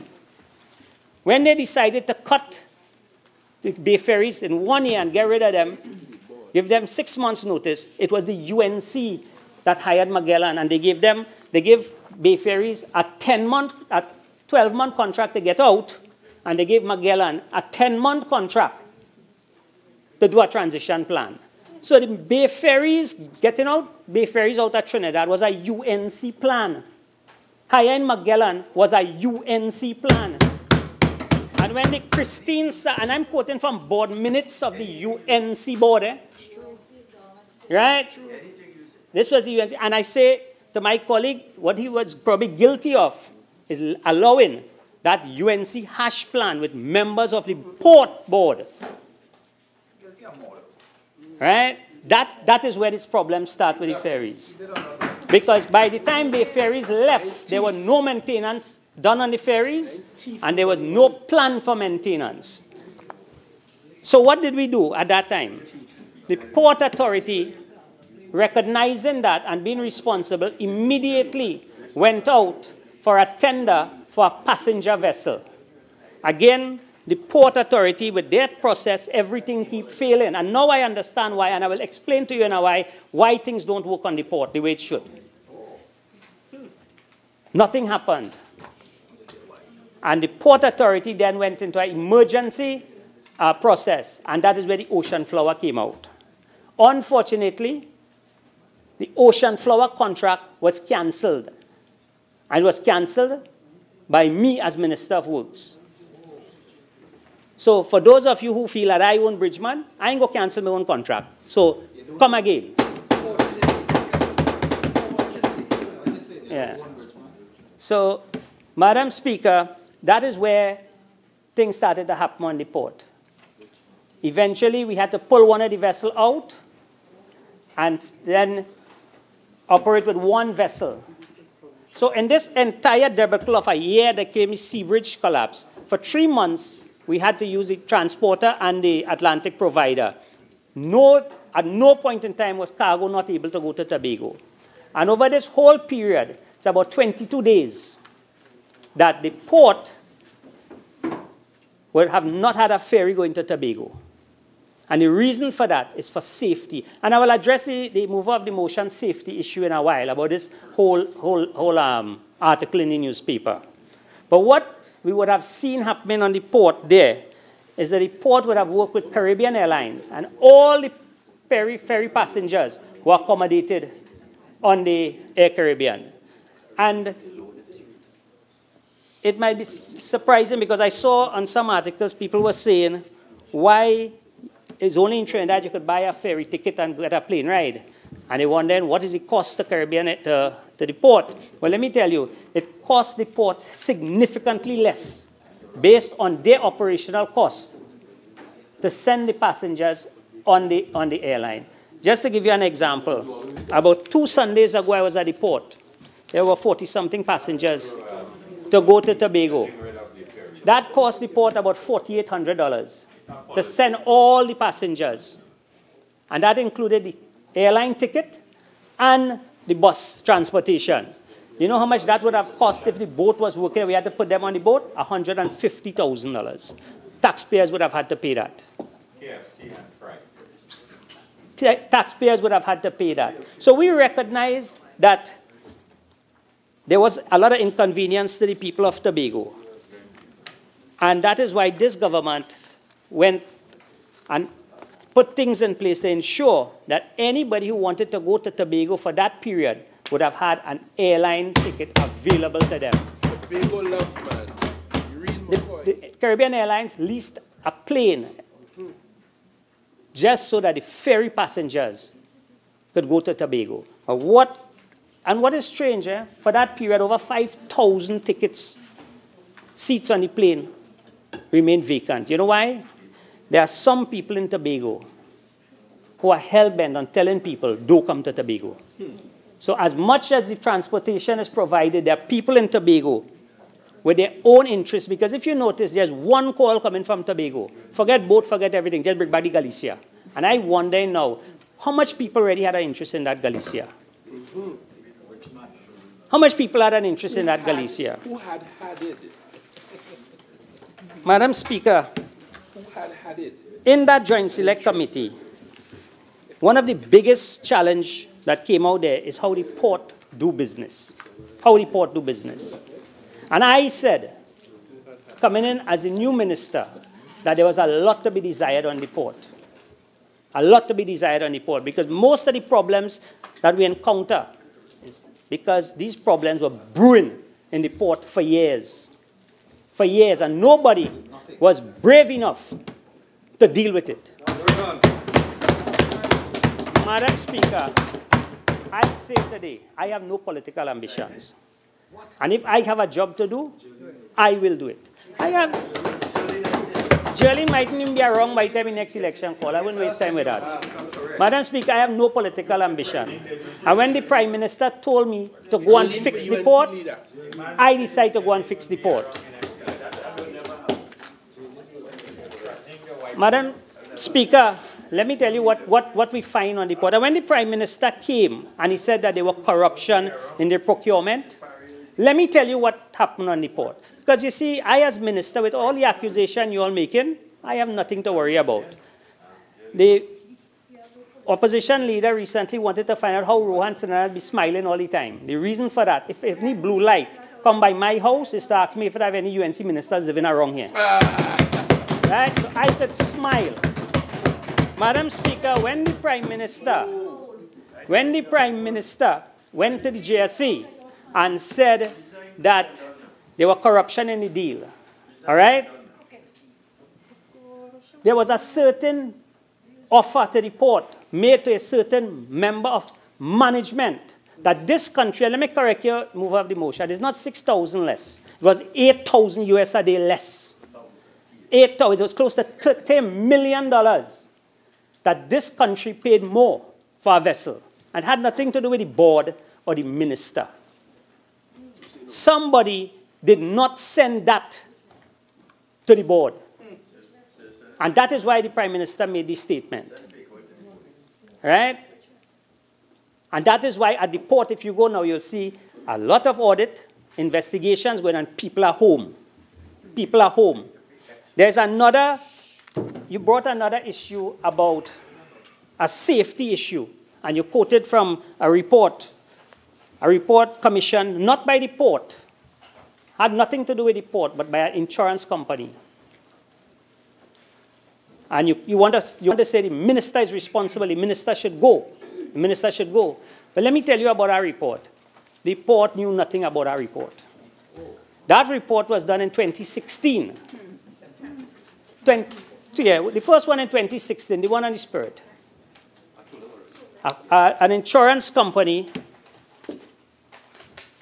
did that report. When I saw it in the newspaper, I immediately called the port and said, Minister of Works and Transport, your original speaking time is now spent. You're entitled to 15 more minutes. Thank you, Madam. If you wish, you may proceed. Yeah, I have 3 days. I need 3 days. Madam Speaker, when I called for the report, let me get the letter here that the Port Authority, let me give you the response that the Port Authority sent to me. I want to read it into the records so that the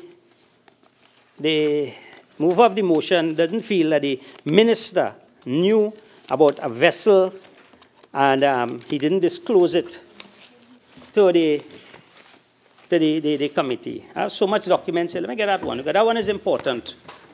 That one is important.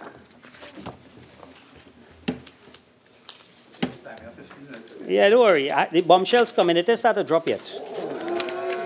It didn't start to drop yet.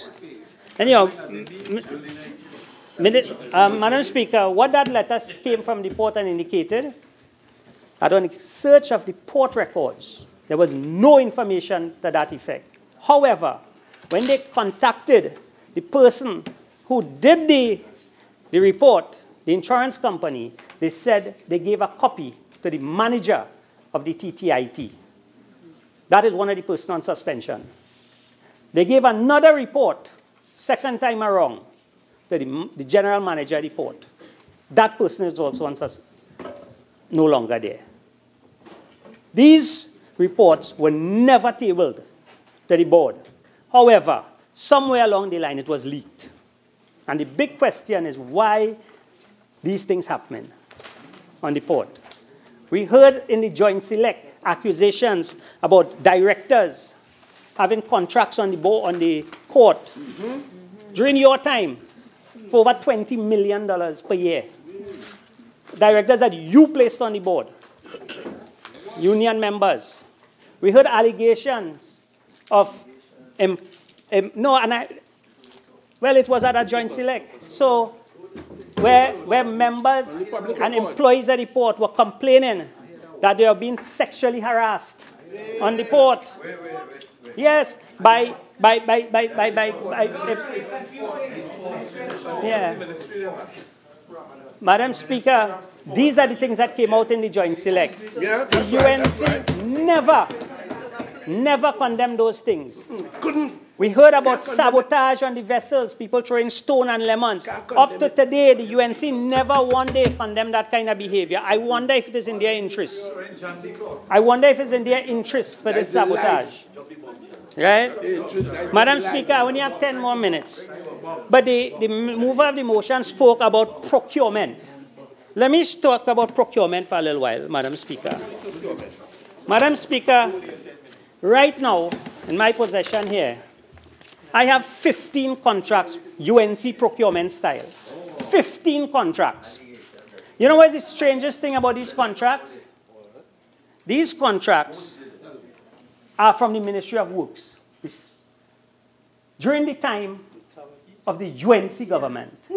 What is strange is that 14 out of these 15 contracts are for $345,000. Flat. Every single one. But for different and what is strange is it's for dredging or desilting. But there are 14 for $345,000 and one for $599,985. How you could desist for 85 cents? But you know what is strange about these contracts? Not a single contract. And these contracts we are in court for. People are claiming the money. Who is the minister? Well, this has to be the Minister of Works. It's in the Ministry of Works. Kamala's Minister of Works. Well, you see, Madam Speaker, I don't know who is the minister because the job that I am doing now, there were 8 ministers in the previous government doing that job. 8. Right? 8 ministers of works. But you know what is striking and frightening about this? There's no award letter. There is no certification of the work. Nothing like that. But what is, you know who certified the jobs? No, not Jerlene. It's worse than Jerlene. It is, half of these were signed in the Member of Parliament for Couva North and Couva South office. Yeah. And they were signed, there was 48 48.6. Madam Speaker, we're talking 48.6, procurement. please. I have my documents. Speaker. Madam Speaker, but some Bisham Ramuta, I don't know who he is, or Himati Maraj, they would have signed off on all the work in the minister's office, and they signed minister's assistant, MP office in Kuva. Not a single contract, Madam Speaker. They have sheets that the contract completion report, everyone clean. Every single one is clean, right? Nothing at all. But we the import MP the pay. certifying the work done. But wait, but what is even worse on these contracts? Forget Tobago for now. Let me tell you how. Let me tell you, Madam Speaker, how they order so that I can I hear. need some injury time. I need to finish. And Minister of Works of Transport, could you direct your contribution? Madam Speaker, do you know how payment for this is certified? It is certified by the Member of Parliament writing Dr. the Honorable Surujrattan Rambachan, Minister of Works and Transport. I write to tell you on behalf of the contractor, I won't call his name. Yeah. The contractor has completed the job of cleaning all the water course. And as such, I verify that this work was completed. Police. Yeah. And this one is signed by MP Ramona Ramdial. Order. There's another one. Yeah, look at here. You can get it. Minister, a member's on his legs. Standing order one signed here. Minister,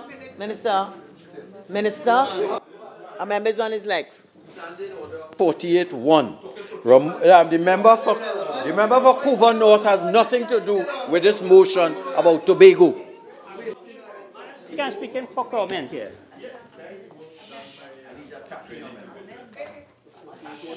I'll give it to you.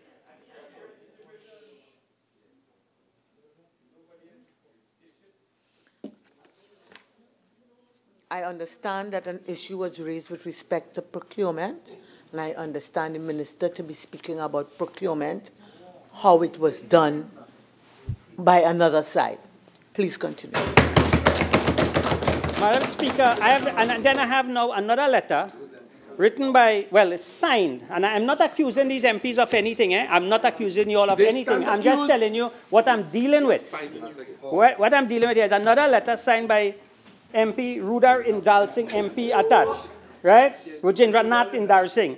But he is claiming in his letter that he passed by the river and see a piece of equipment in the river, so they should go ahead and pay. Member has stood.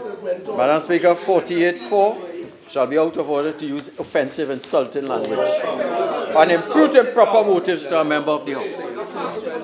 Yeah. Madam Speaker.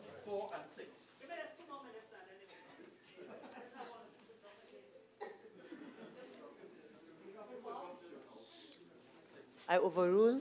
Please continue. Madam Speaker, I just want to draw the attention one more piece of procurement in the Ministry of Works. And again, I am not accusing anybody of anything. I just know sometimes things just happen. Let me leave it at that.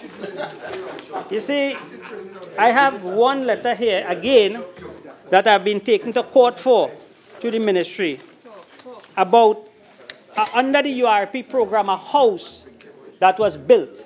Hundreds of thousands of dollars. Yeah, a house. Unfortunately, in the court document, the contractor claimed he was told by the minister to go ahead and build the house. And they had no procurement in place. No, it is not them. Say, this is court documents. You see, Mr. Speaker, sorry, Madam Speaker, sorry, how to make that mistake? Madam Speaker, what I'm showing you is how procurement UNC style is. In this statement in the court, the claimant, the contractor, Mr. Castellano, informed the claimant that his quotation was accepted by the former minister on behalf of the defendant. So in other words, the minister is accepting the price and saying, yes, go ahead. No award, nothing. The man take us to court now.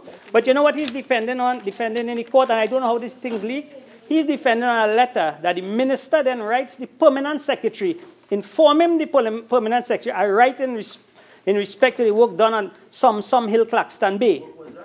This project is the construction of a 3-bedroom house. And what the minister is saying is that the sum is, I hereby write to request payment for this job, which has been completed. In other words, the ministers in the last government were the ones who certifying jobs. And then writing the PS. And what is happening now is that these contractors, just like what happened in another case I was hearing recently, where former ministers now are technically being the evidence for the government to pay in the court. This is ridiculous. All right? You see, Madam Speaker, I know my time is running out. I sat here and went through a JSC where they throw everything at me. I sat here for a year and a few months with all kinds of accusations. One thing I could tell you is that nobody was able to point any finger and say, this minister corrupt. Let me tell you something.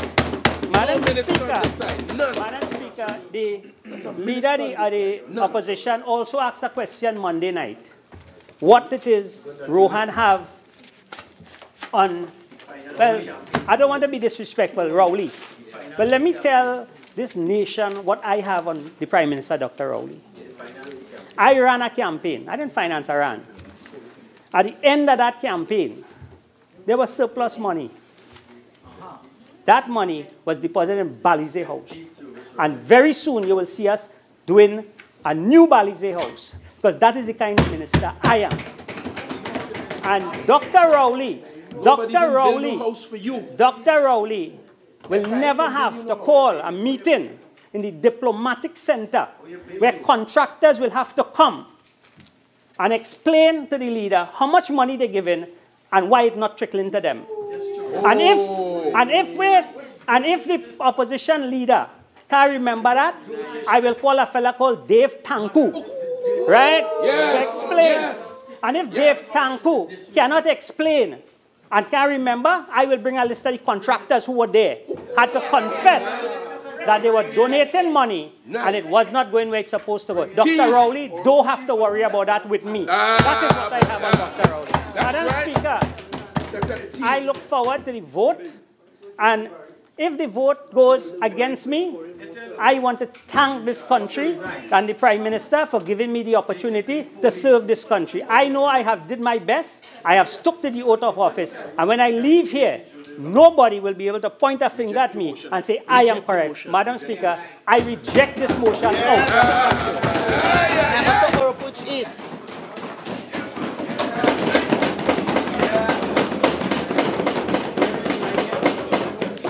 Thank you very much, Madam Speaker. If I can bring some calmness to the House, and begin. The minister would like to leave within 10 seconds of my presentation. I don't blame him. I don't blame him. In fact, I recommend that he leaves before I begin, because I really would not like to engage him, and he has family and friends and so on, and I think they should also take off their TV now and take off their radio. So the minister, let me just pause, the minister will leave now, and I want to begin how the minister ended. I think he did his best. I think he really did his best, and it is the best that he can do. And today, the Minister of Works has convinced me that he should be fired by the Prime Minister of Trinidad and Tobago. Madam Speaker, I don't know where to start, but I know where to end. On a day like today, when this government and this embattled minister should have come to the House and apologized to the people of Tobago, and apologized to the people of Trinidad, and apologize to the business sector in Tobago, and apologize to the business sector in Trinidad, and apologize to the students of Tobago, and apologize to the students in Trinidad. He chose to apologize to no one. He came with typical arrogance, determined by the leadership of his party, the typical arrogance, blame everybody in the world. I was waiting for him to blame Amnesty International and the United Nations Refugee Commission, High Commission. Because I'm sure they had a contract somewhere in a drain in Cuba. I'm sure. And I'll come to that. Rest assured I'll come to that. But the minister came here without apology to the people of Tobago who are looking on. They are stranded now at the port. If this was a glass building, I would have said, look to my right for Exhibit A. They are stranded at the port now. There's a 4 o'clock boat that was delayed. Hundreds are stranded. The minister did not address them. He addressed the UNC, members on this side, and completely misinterpreted the motion that was so ably written and filed by the member for Tabak. Madam Speaker, but I don't blame him. I blame the member for Diego Martin West. When a minister is unfit, is unprepared, and is unmade for office, you don't blame that minister. You blame the Prime Minister. And the Prime Minister is the one that takes the responsibility. He did his best. I am sure he did his best. He cannot do better. If he resigns today or tomorrow, he cannot do better. And today, the people of Tobago are suffering. The people of Trinidad are suffering because there is a symbiotic relationship between the economy of Tobago and the economy of Trinidad. It has always been like that. Under this regime, under this minister and a previous minister, the economy of Tobago, we are told by those who are involved in the economy, not us, has come to a halt. The owner of a hotel across the Ravenel, I believe, he said he has 0 occupancy there. Miss Haddad is crying on the TV every time you put on the TV in the morning. She's there crying, pleading, begging for help, for action, for compassion.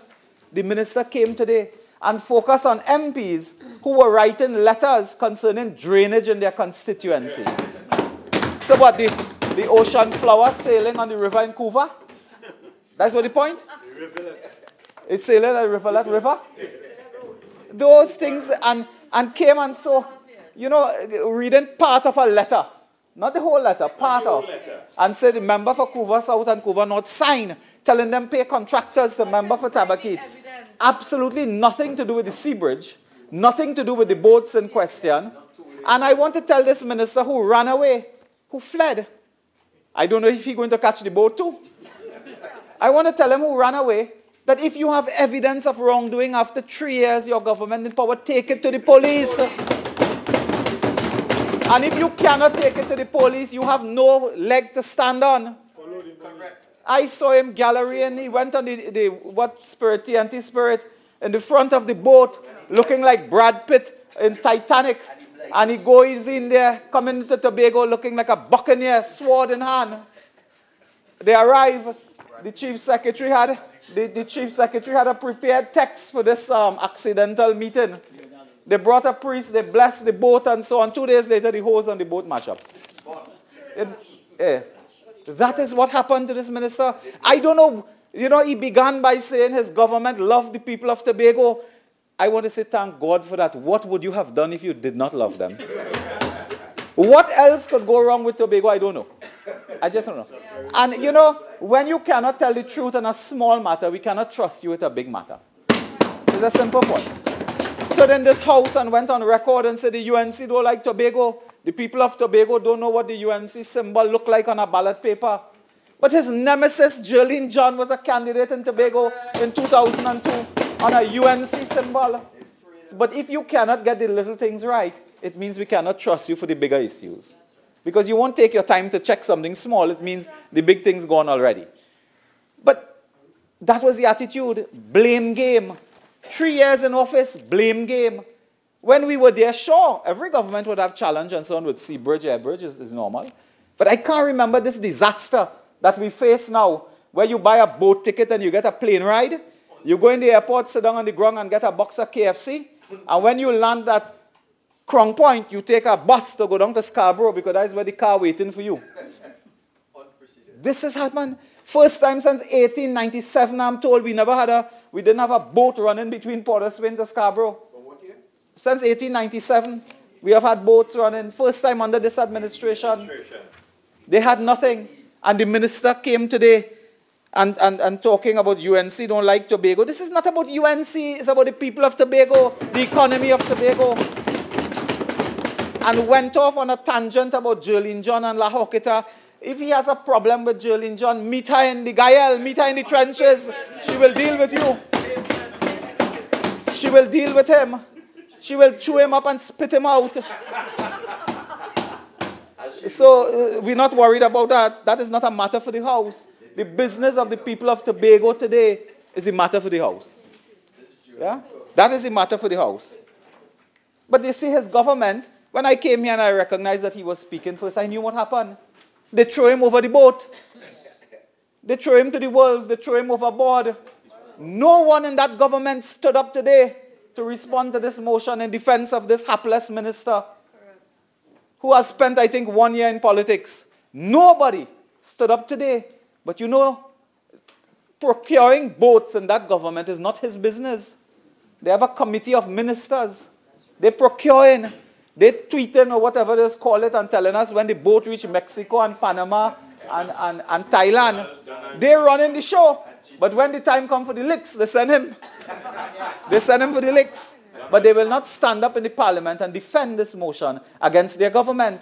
They put a junior politician, someone with very little parliamentary experience, coming to tell us the UNC never fight a seat in Tobago. I want to tell the minister who ran away 10 seconds into my presentation. And the motion hatched in La Hoqueta. I want to tell the minister, I want to tell Mr. Minister of Works, in this parliament you are entitled to your opinion, but you are not entitled to your own facts. You are not entitled to that. Just your opinion. And regrettably, he's not before me. He had something very important to do. So, finished with the blame game. Went on to speak about a matter involving the Superfast Galicia. And you know, there's an amazing story. I must confess to my colleagues and others, when all of this problem started with the boat, 1 boat, 2 boat, 3 boat, I got so tired in the morning looking at the news every day.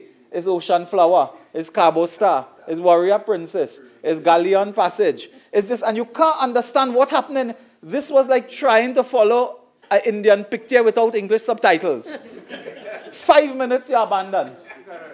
5 minutes. Well, let me say to them, you ever try to watch a German movie without English subtitles?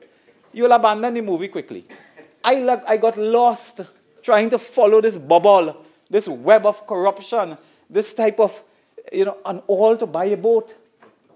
We were in office before on 2 occasions. You want to buy a boat, there must be a process that is transparent and clear. You come to cabinet agrees that we have to get a new boat. The Warrior Princess or whatever is 38, 34 years old. You want a new boat. The Port Authority will be charged with that responsibility. You go through a process, procurement, the board and the different levels below. When you have agreed on something, you go to cabinet, get approval. Now, what is hard with that? What could be so hard doing that? That you plunge the economy of Tobago into ruins, plunge this country into a disaster because you try to get a boat. But it happened before with them. You all remember the Sioux? We had a boat that could not float. One day in a parliamentary debate, we asked the powers that be, if we could get the Sioux by the Hyatt, we want to demonstrate something. They said, no, it can't leave Chagaramas because it will not reach anywhere. How much millions? 60? About $60 million. I think we sell it at scrap iron to Iscot or something like that. And this is their legacy. Anytime they're in office, they want to buy boat. And invariably, it will lead to bubble and corruption.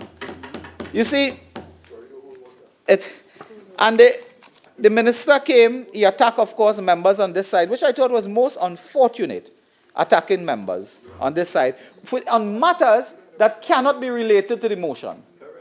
But however, he said procurement. So use procurement as a plank to walk on. So I am using the plank, but I'm not going to jump off. So, Madam Speaker, the minister, I want to put something to him here. One of the problems the country has had And it's a problem the country has had. Not only with this minister, but several ministers. And we will not call other ministers' names. The motion is not about them. This minister we are focusing. One of the problems we have had is the overreach of ministers. That they get into office, I don't know if they don't have training sessions, because sometimes government do that. As you get into office, you arrange intensive training sessions to train new ministers in the law, parliamentary practice, procurement issues, and so on. So they get into office, and ministers start to overreach, get into the business of boards, get into the business of state enterprises. Your job is policy, program, report to cabinet, report to parliament. And they get into breaking the law. It is fascinating that the minister raised an issue involving two members on this side, who he claims write letter recommending contractors, but a member of government is on the other side before the police in this country today because he approved contracts for payment at PTSE. You all remember that? Yes. Approving contracts, who should be paid at PTSE, who should not be paid at PTSE. A minister of government, the police is investigating him today. Is he member for Port of Spain North, St. Anne's West? Well, you could say it's rubbish. The police dealing with that as they're dealing with other matters known to San Fernando West.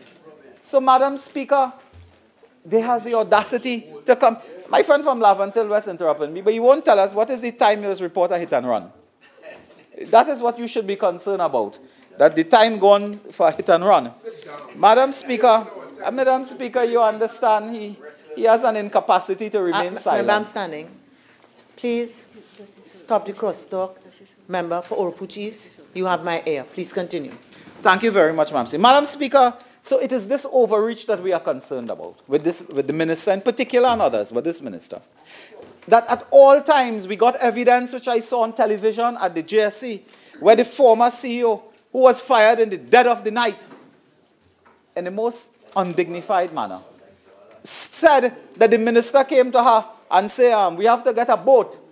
They want X amount of dollars, but don't worry. Talk to them, we go beat them down.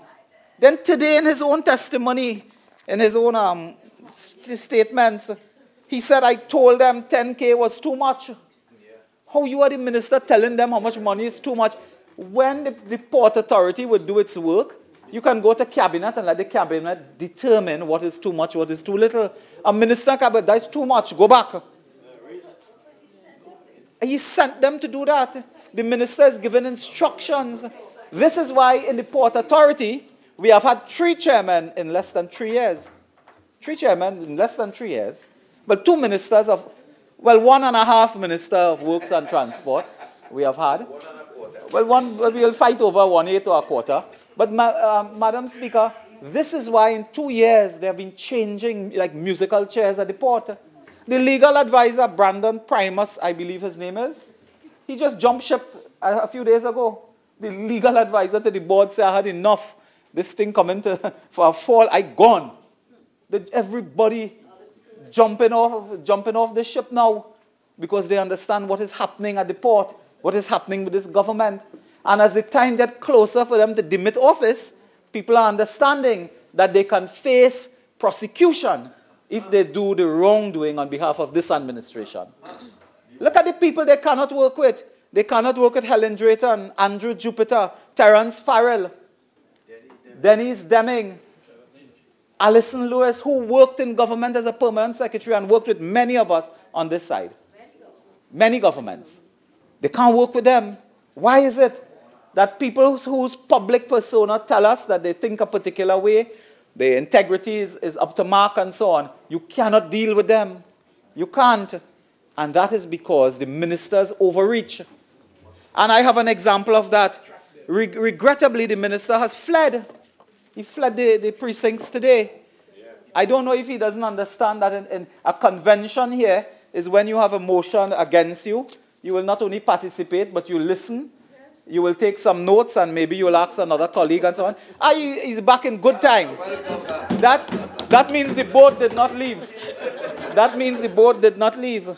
So I can ask the minister now, because the minister was very concerned with the operations of Couva North and Couva South. I have in my hand a document here. I have in my hand a document here and a letter. You see, Madam Speaker, the letter has to do with parts for a boat. parts for a boat. And I have here packing slip customs invoice, and it is for parts for a boat. I have another letter here, CARICOM invoice, and it is parts. But you know what concerned me? Not that the Port Authority buying parts. No.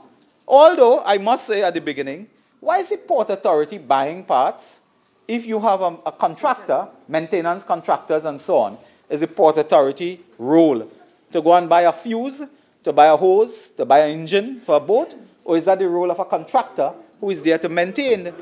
But you see, Madam Speaker, it raises a fundamental question of the understanding of a role of a minister and the exposure of ministers.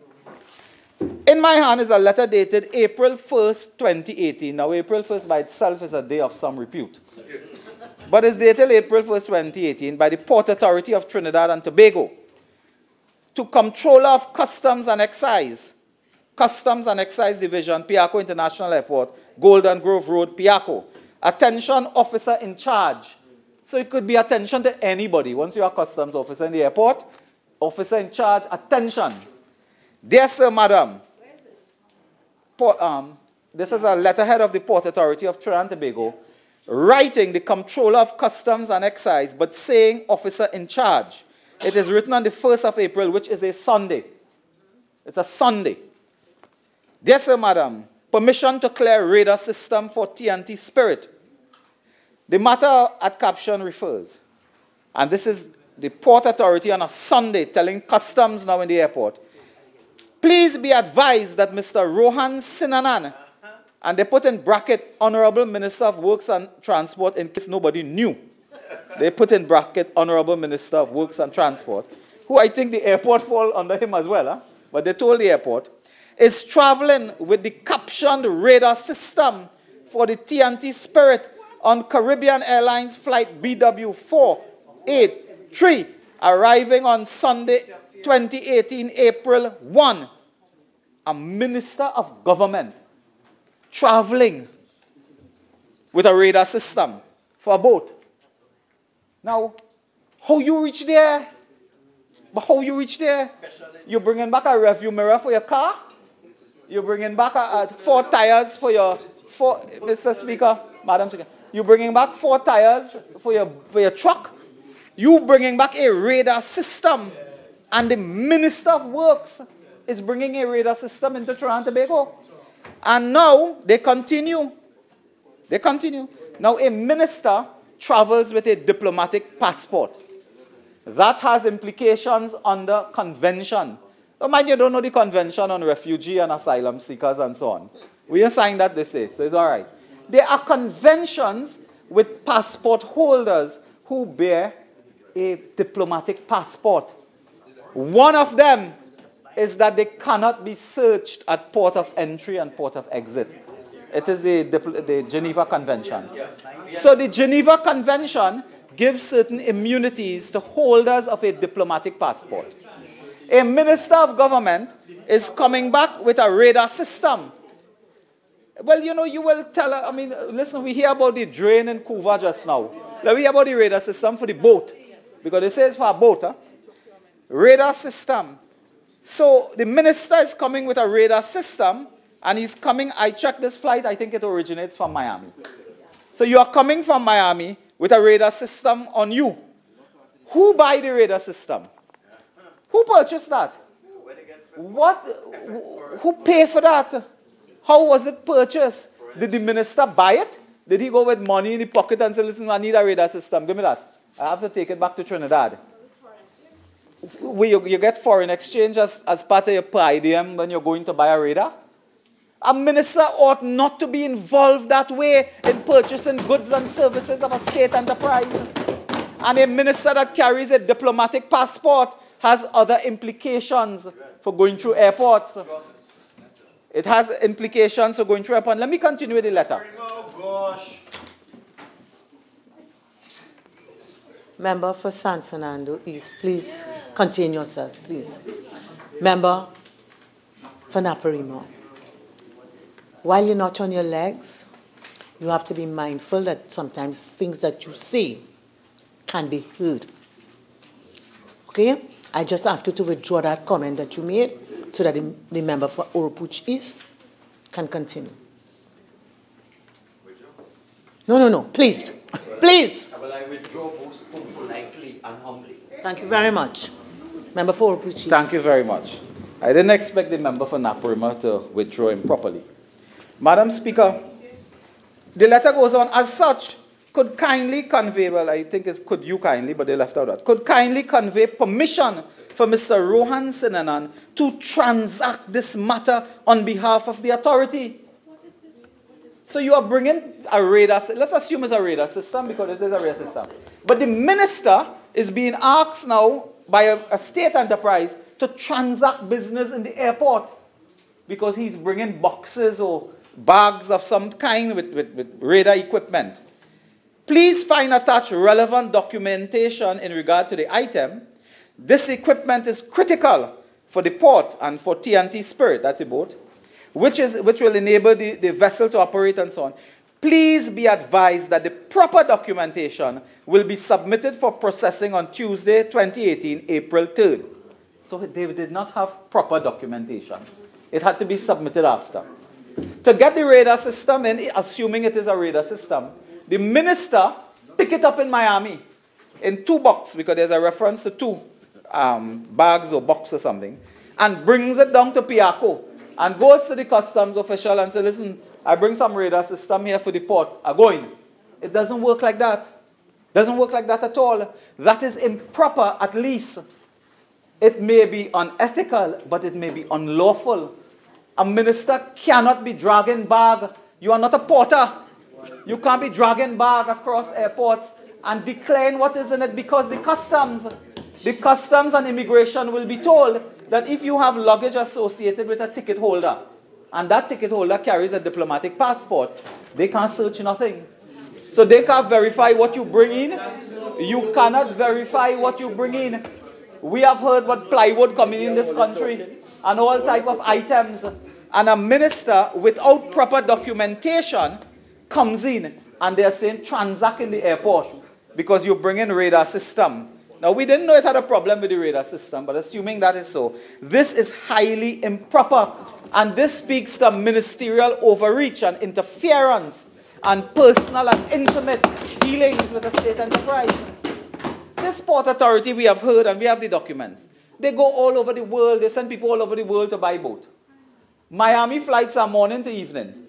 You can't send a team from the port authority, 1 person, 2 persons, go Miami and look for radar according to some proper procedure and bring it back into the country in the evening. If it's something small, what you can't buy it on Amazon, I imagine. So you want to send somebody, go and get the part, come down. You take a minister happened to be in Miami, unless he went with the express purpose of buying radar. He happened to be in Miami. They said, the minister there, tell him bring it down for me. The government is not run that way. Ministers cannot take things on them. In fact, when you check in, they ask you, did you pack your bag? Do you know the contents of your bag? Did anyone have handling on that bag? So what did the minister tell them? He packed the radar? He packed up the radar by himself, so you know it have nothing else inside here. When I was a minister, all of us were ministers. When we coming back, we bring a boxer. We brought a box of chocolate for the secretary. We brought a box of chocolate for our secretary. He bringing radars in the country. That is what, and the member for Lavantil, again, Madam Speaker, he will have his turn to talk in the courthouse. So we want to indicate, Madam Speaker, so that this letter is a serious letter. And it requires an explanation as to why. Now, the minister will go on his phone quickly and get an explanation, I'm sure. Why is a minister on a Sunday being asked by the port authority? Well, he's not being asked here by the port, but the port authority is asking customs to give him some favorable treatment because he doesn't have the proper documentation on him, and he bringing 2 boxes inside this country here. 2 boxes inside this country. And waive any regulation, waive any process. We go fix up that Tuesday. And the minister is part and parcel of that. It speaks, Madam Speaker, to something very, very serious. So you can talk what you want, but this is in black and white. This is the letter. We are not talking about what you talk about in Cuba, the drainage division and so on. Because the member for Tabakit was Minister of Works and was in charge of the Drainage Division. This is why MPs would write if they have to. Or if they have another problem with works. If they have another problem with works, MPs will write, all MPs write ministers concerning their constituency issues and so on. You see, Madam Speaker, we had a history. The member responded earlier, and it was really regrettable that the member had to respond, and nobody else came to his aid. But to this moment, the minister has not indicated to us what about that letter of credit, $3 million US 20 million TT dollars to Bridgeman. The minister was very clear he doesn't own Bridgeman, but didn't tell us about the $20 million letter of credit. What is his status with that? We can't ask the minister about Galleon Passage because I think Diego Martin Nortis is the captain of that boat. So we can't ask him about that. And made a big song and dance about the Galicia because in this matter, as their own ship goes down, they hold on to the Galicia as they go down. The Galicia gone. They went in the public domain and said, we will not succumb to economic blackmail. The Galicia wanted 5 years. They will not tell the population that the Galicia had 3 years. They asked for 3 years with an opportunity to extend by 2, and that's how we have 3 and 2, 5. But they said they asked for 5 years. They did not say the cost of the Galicia vis-a-vis the cost of other boats. No problem. You know, even now, if you would help people, and people's lives would be convenient, they would have ease of doing business, of traveling. You know, you could get away with a little $100 or 2 you're talking about and so on. But that has to do with the comfort of the people. That is what it has to do. So the letter of credit, well, we haven't heard about that at all. We had problems at the port, and I don't know, no minister in this administration seemed to be able to manage the port authority. That has been there from the time the minister was in short pants in primary school. It had the port authority. And minister after minister had to deal with this port authority. It was managed. Why today? But their reason is the superfast Galicia. Because they took an attitude, take your boat and go. They told an energy subcontractor in Deep South, take your rig and go. They told a company in Point Lisas, take it and go. Because the government has no ability to negotiate themselves out of problems. And we were also informed in a letter by Mr. Leon Grant, then Acting Chief Executive Officer, dated 7 June 2016, who wrote a letter, Madam Speaker, and he wrote a letter addressed to the Honorable Minister of Works and Transport, Fitzgerald Hinds. I think he served very briefly there as the Minister of Works and Transport, and received this letter from one Leon Grant that spoke, and I don't want to quote extensively here, but spoke to this issue of the overriding board and the problems there at the port. Now, it is in the documentation that a recommendation to extend the Charter Party Agreement, the contract for the Galicia, went to Cabinet. It went to Cabinet when the original 30 minutes are now spent. You're entitled to 15 more minutes if you wish to avail yourself of it. Please proceed.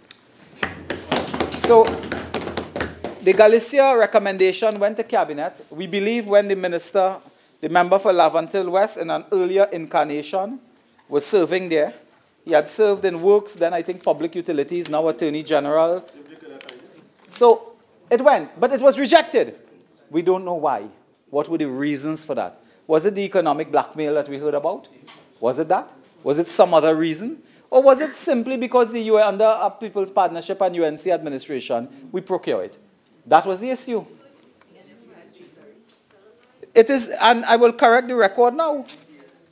It is under the People's National Movement that the Bay Ferries contractor was fired. It was under the administration that was fired. And they had a big song and dance about that because the company they took after apparently was only doing part of the maintenance. And we have checked, we checked the record. It was when the former chairman, Christine Sahadev, I think is her name. Well, she's known as that as well. Magellan was paid.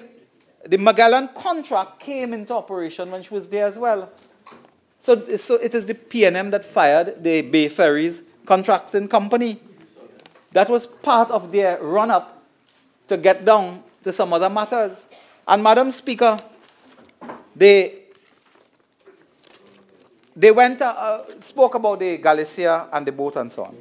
The minister said that the matter involving the Galicia is in the courthouse. Now, I am not sure what he's talking about. I have inquired as to yesterday. There is no court matter in the court. What you have done is you have written to persons seeking information, informing them that you intend to take action. You have written to persons. The matter is not before the court. Does it say the matter is before the court? It's to mislead. Again, it's a mislead. The matter you have taken up and you have written some letters and so on. And that is a fact. And call the name of the former advisor, I think legal advisor, maritime legal advisor to the Port Authority. And carried a discourse to suggest that that former legal advisor did a report and said the warrior spirit must go, and then ended up with another boat called the Galicia, of which she was a part and parcel of it. But if you would get the report on the warrior spirit, it is a paradox. Because the same person in question wrote a report and said the warrior spirit should stay. So if they had in mind to do something wrong and bring a new boat, would they recommend that the one in service would stay? And it continues because they are involved in a blame game. They're involved in a blame game. And, you know, you could continue blaming for the next 2 years, which is all, I think, the maximum you have. You could continue that. But if the people of this country, Trinidad and Tobago, do not get relief, you would have served no useful purpose in office. If you do not bring relief to that problem in Tobago. And what is happening, other speakers on my side, Madam Speaker, will deal with the economy and some hard data on economy. But it was very visible at the Easter weekend. That same weekend when the minister became a porter and bringing in radar in the country and so on, that very weekend, it was visible that a lot of folks from this country who would regularly go to Tobago were going to Grenada and St. Kitts and St. Lucia for their vacation because they could not find transport, convenient transport. A lot of people. And that is how, at the end of the day, you test your economy with revenue creation. But you know, Madam Speaker, we have spoken about a loss to the economy. Tobago is in a difficult position. Tobago East and West could say anything they want. That's fine. They could do that. We have the views of other key stakeholders there who run shop and parlor and supermarket and hotel and taxi service. People in Tobago who run these car rental things are bawling that they can't rent cars anymore. And if you do not accept that and work with that, you will continue to bury your heads in the sand and bring no relief. Today is not a day to blame the UNC. It is not. It is to tell us what you are doing. And what are you doing? What are you doing? The Galleon passage is supposed to come, I think, tomorrow. Is it tomorrow? Tomorrow, Sunday. No, the end of April. We were told that this boat is coming here the end of April. I expect the minister to be on top of the boat, sword in hand, coming in at the port in Port of Spain. And I expect he will have an imam and a pandit and a priest with him when he comes in there with the Galleon passage. So is it coming to Trinidad and Tobago at the end of April as we were told? Yes or no? The answer is clearly yes, because that's somewhere in Mexico.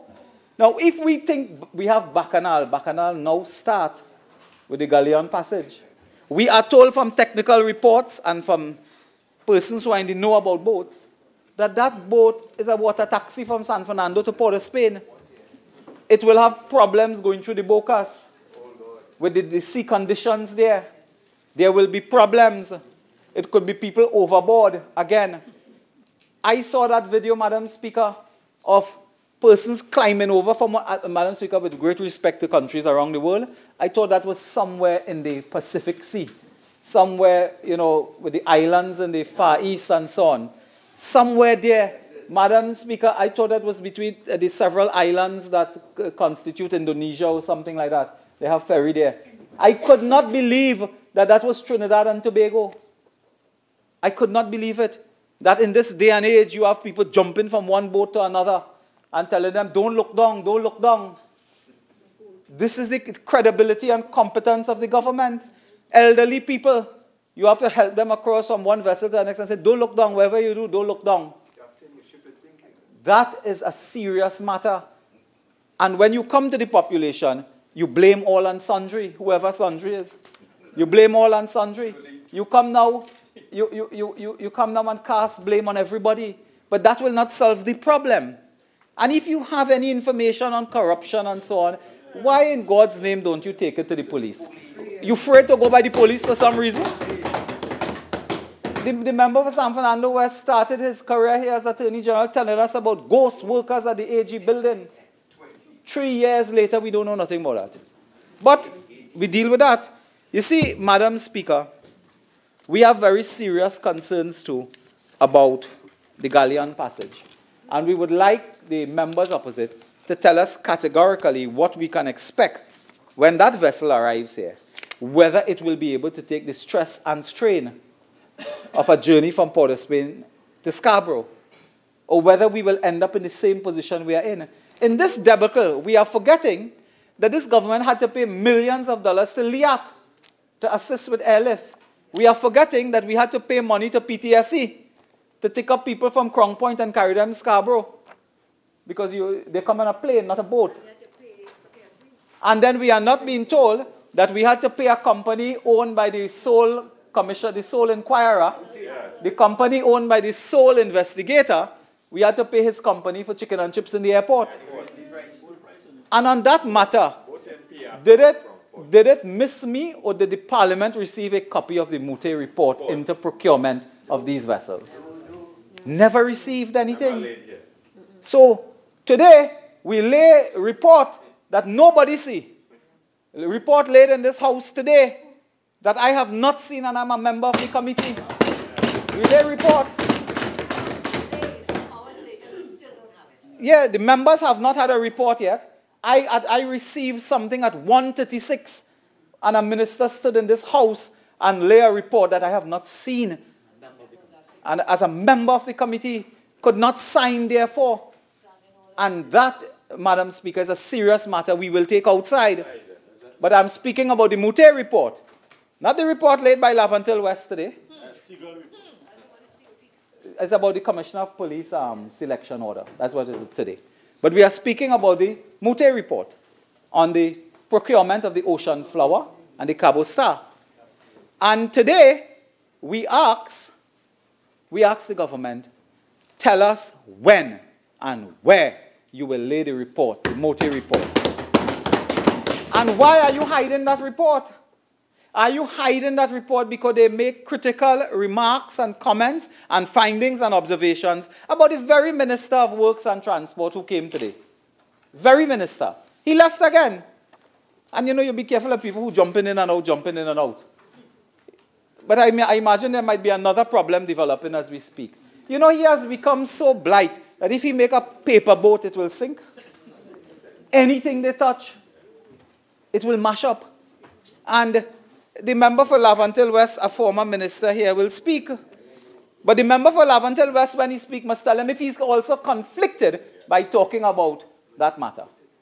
He will tell us as well, if he's conflicted. And if he's conflicted, I imagine he will declare that. And it will curtail his presentation. Madam Speaker, because you see, Madam Speaker, there are many people who are working across the state sector, and I cast no aspersions on anyone here, who are related to ministers in the state sector operating. And it's only when you get correspondence, you can see one from the other. Because, connect the dots. We were told that there was a cabinet subcommittee to procure a boat. When we asked and we said the member for Siparia made the statement and condemned that and said you cannot use cabinet subcommittee to procure boats. It don't work like that, or to procure any goods and services. We are told that NIDCO is procuring. Were we told that? NIDCO? NIDCO is procuring.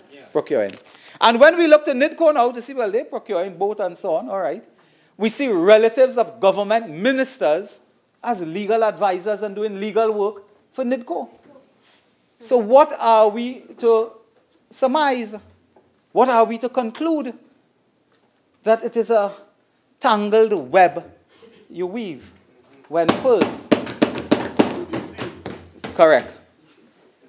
Madam Speaker, the matter as well, and this was there was a sickening experience with this ocean flower. It was sickening, to say the least. Every single day there was another story. There was another story every day about this boat. It's like, I don't know what blight that boat. Every day something went wrong. Some problem was experienced here. Some problem was experienced there. And I don't know why they persisted with it. Who owned that? Who was the broker? We had the Minister of Finance in one place saying we had no broker. Then in another place saying we had a broker. And we don't know who broke the deal. Or who broke the deal.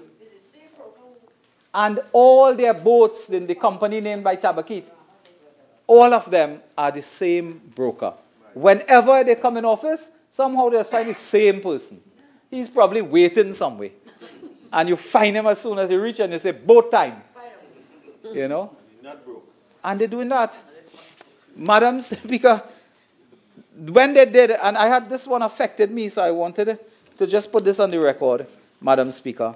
And you know, citizens had to use freedom of information, instruments and so on to go to the companies to get their information, because information is not forthcoming as we know. Madam Speaker, Madam Speaker, the Chief Executive Officer, Acting Mr. Grant, did a report on August 8, 2017 on the Charter Party Agreement between Bridgman Services and the Ministry of Works. They executed an agreement, 17 June 2017. I will make it as simple as I can because we can't get into too technical business. The authority took a decision and so on. They executed the program. They executed a contract, June 2017. They did a sea trial. Now, they did a sea trial, I believe, after they signed a contract. Huh? That's instructive. And the following were observed. This is the sea trial, Madam Speaker, of the Ocean Flower. Electrical starting problems, delay in startup of one engine. All 4 engines were not operating.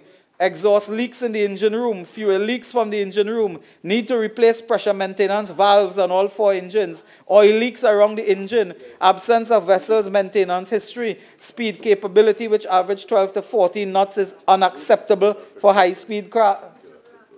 Vessel rocked a lot in choppy waters. Madam Speaker, I thought I would end with vessel rocked a lot in choppy waters, because today their government is rocking on choppy waters. And it is a matter of time before they sink. It is a matter of time. And today I ask members who will speak in this debate, look to the motion and assure the people of Trinidad and assure the people of Tobago. And also assure them that we will and you are prepared to deal with the problems rather than coming here to speak about the opposition, what they did in 2010 and 2015. That is most irrelevant to this day.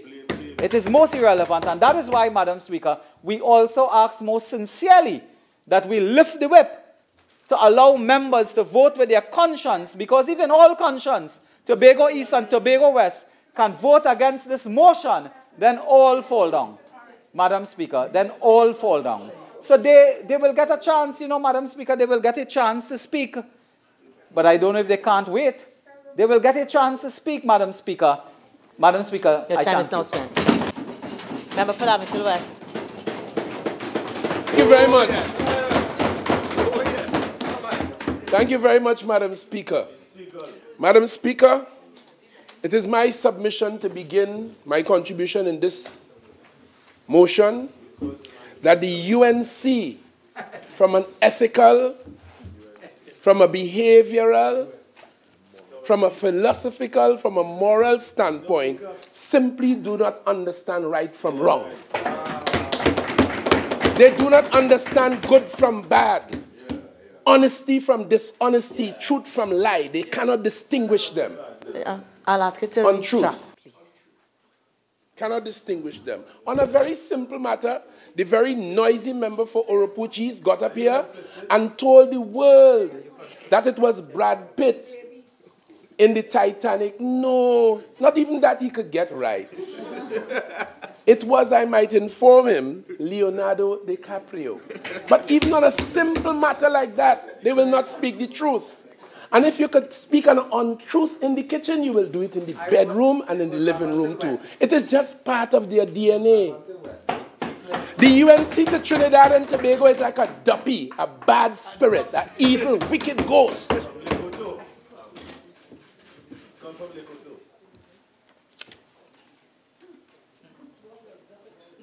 Evil.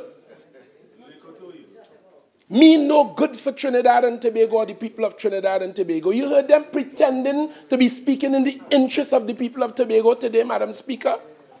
They would not even, as my colleague pointed out, they would not even put a candidate. They have no time with that. They invested some money across the water, hoping to get the 2 seats. And they used a company well known to the member for Siparia, SIS.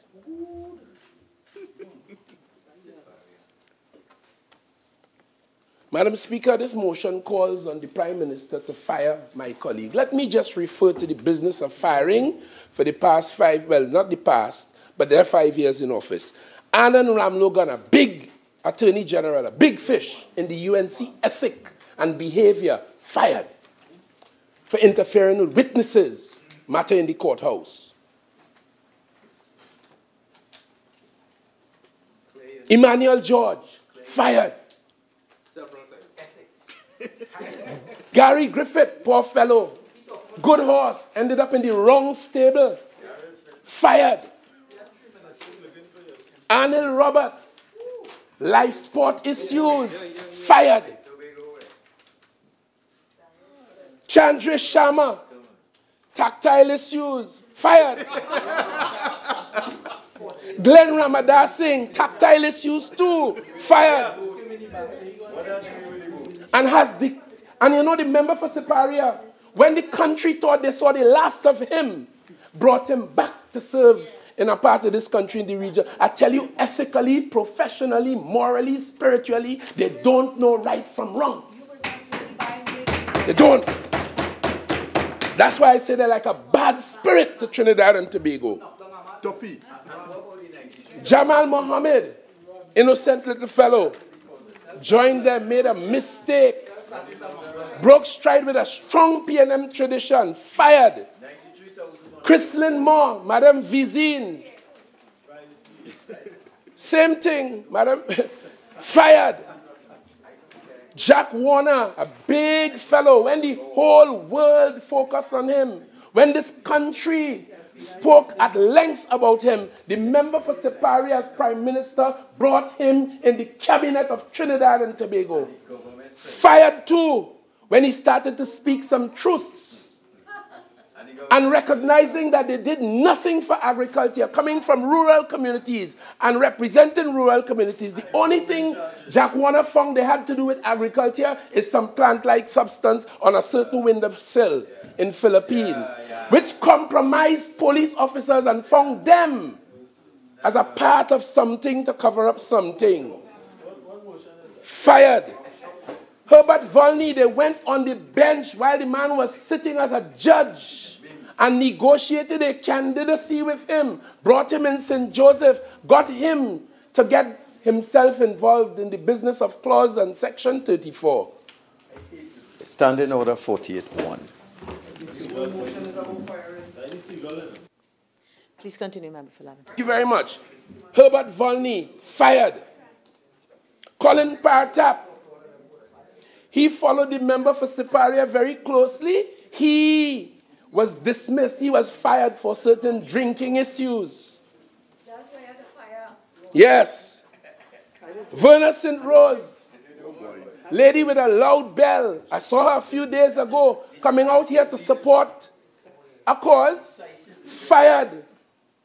And she has something in common with the member for Siparia. And Reshmi too. Fired.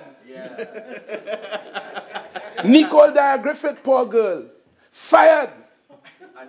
Therese Baptiste Cornelis, fired. Rujrati Nan Gosain Ramgulan, fired. Subhas Pandey, my good friend, we served in the Senate together, fired. Madam Speaker, Patrick Watson came out of the university, joined with them, fired. Mary King, goodly lady, academic too, fired. And it was not all. On the 7th of September 2015, the country fired the whole of them.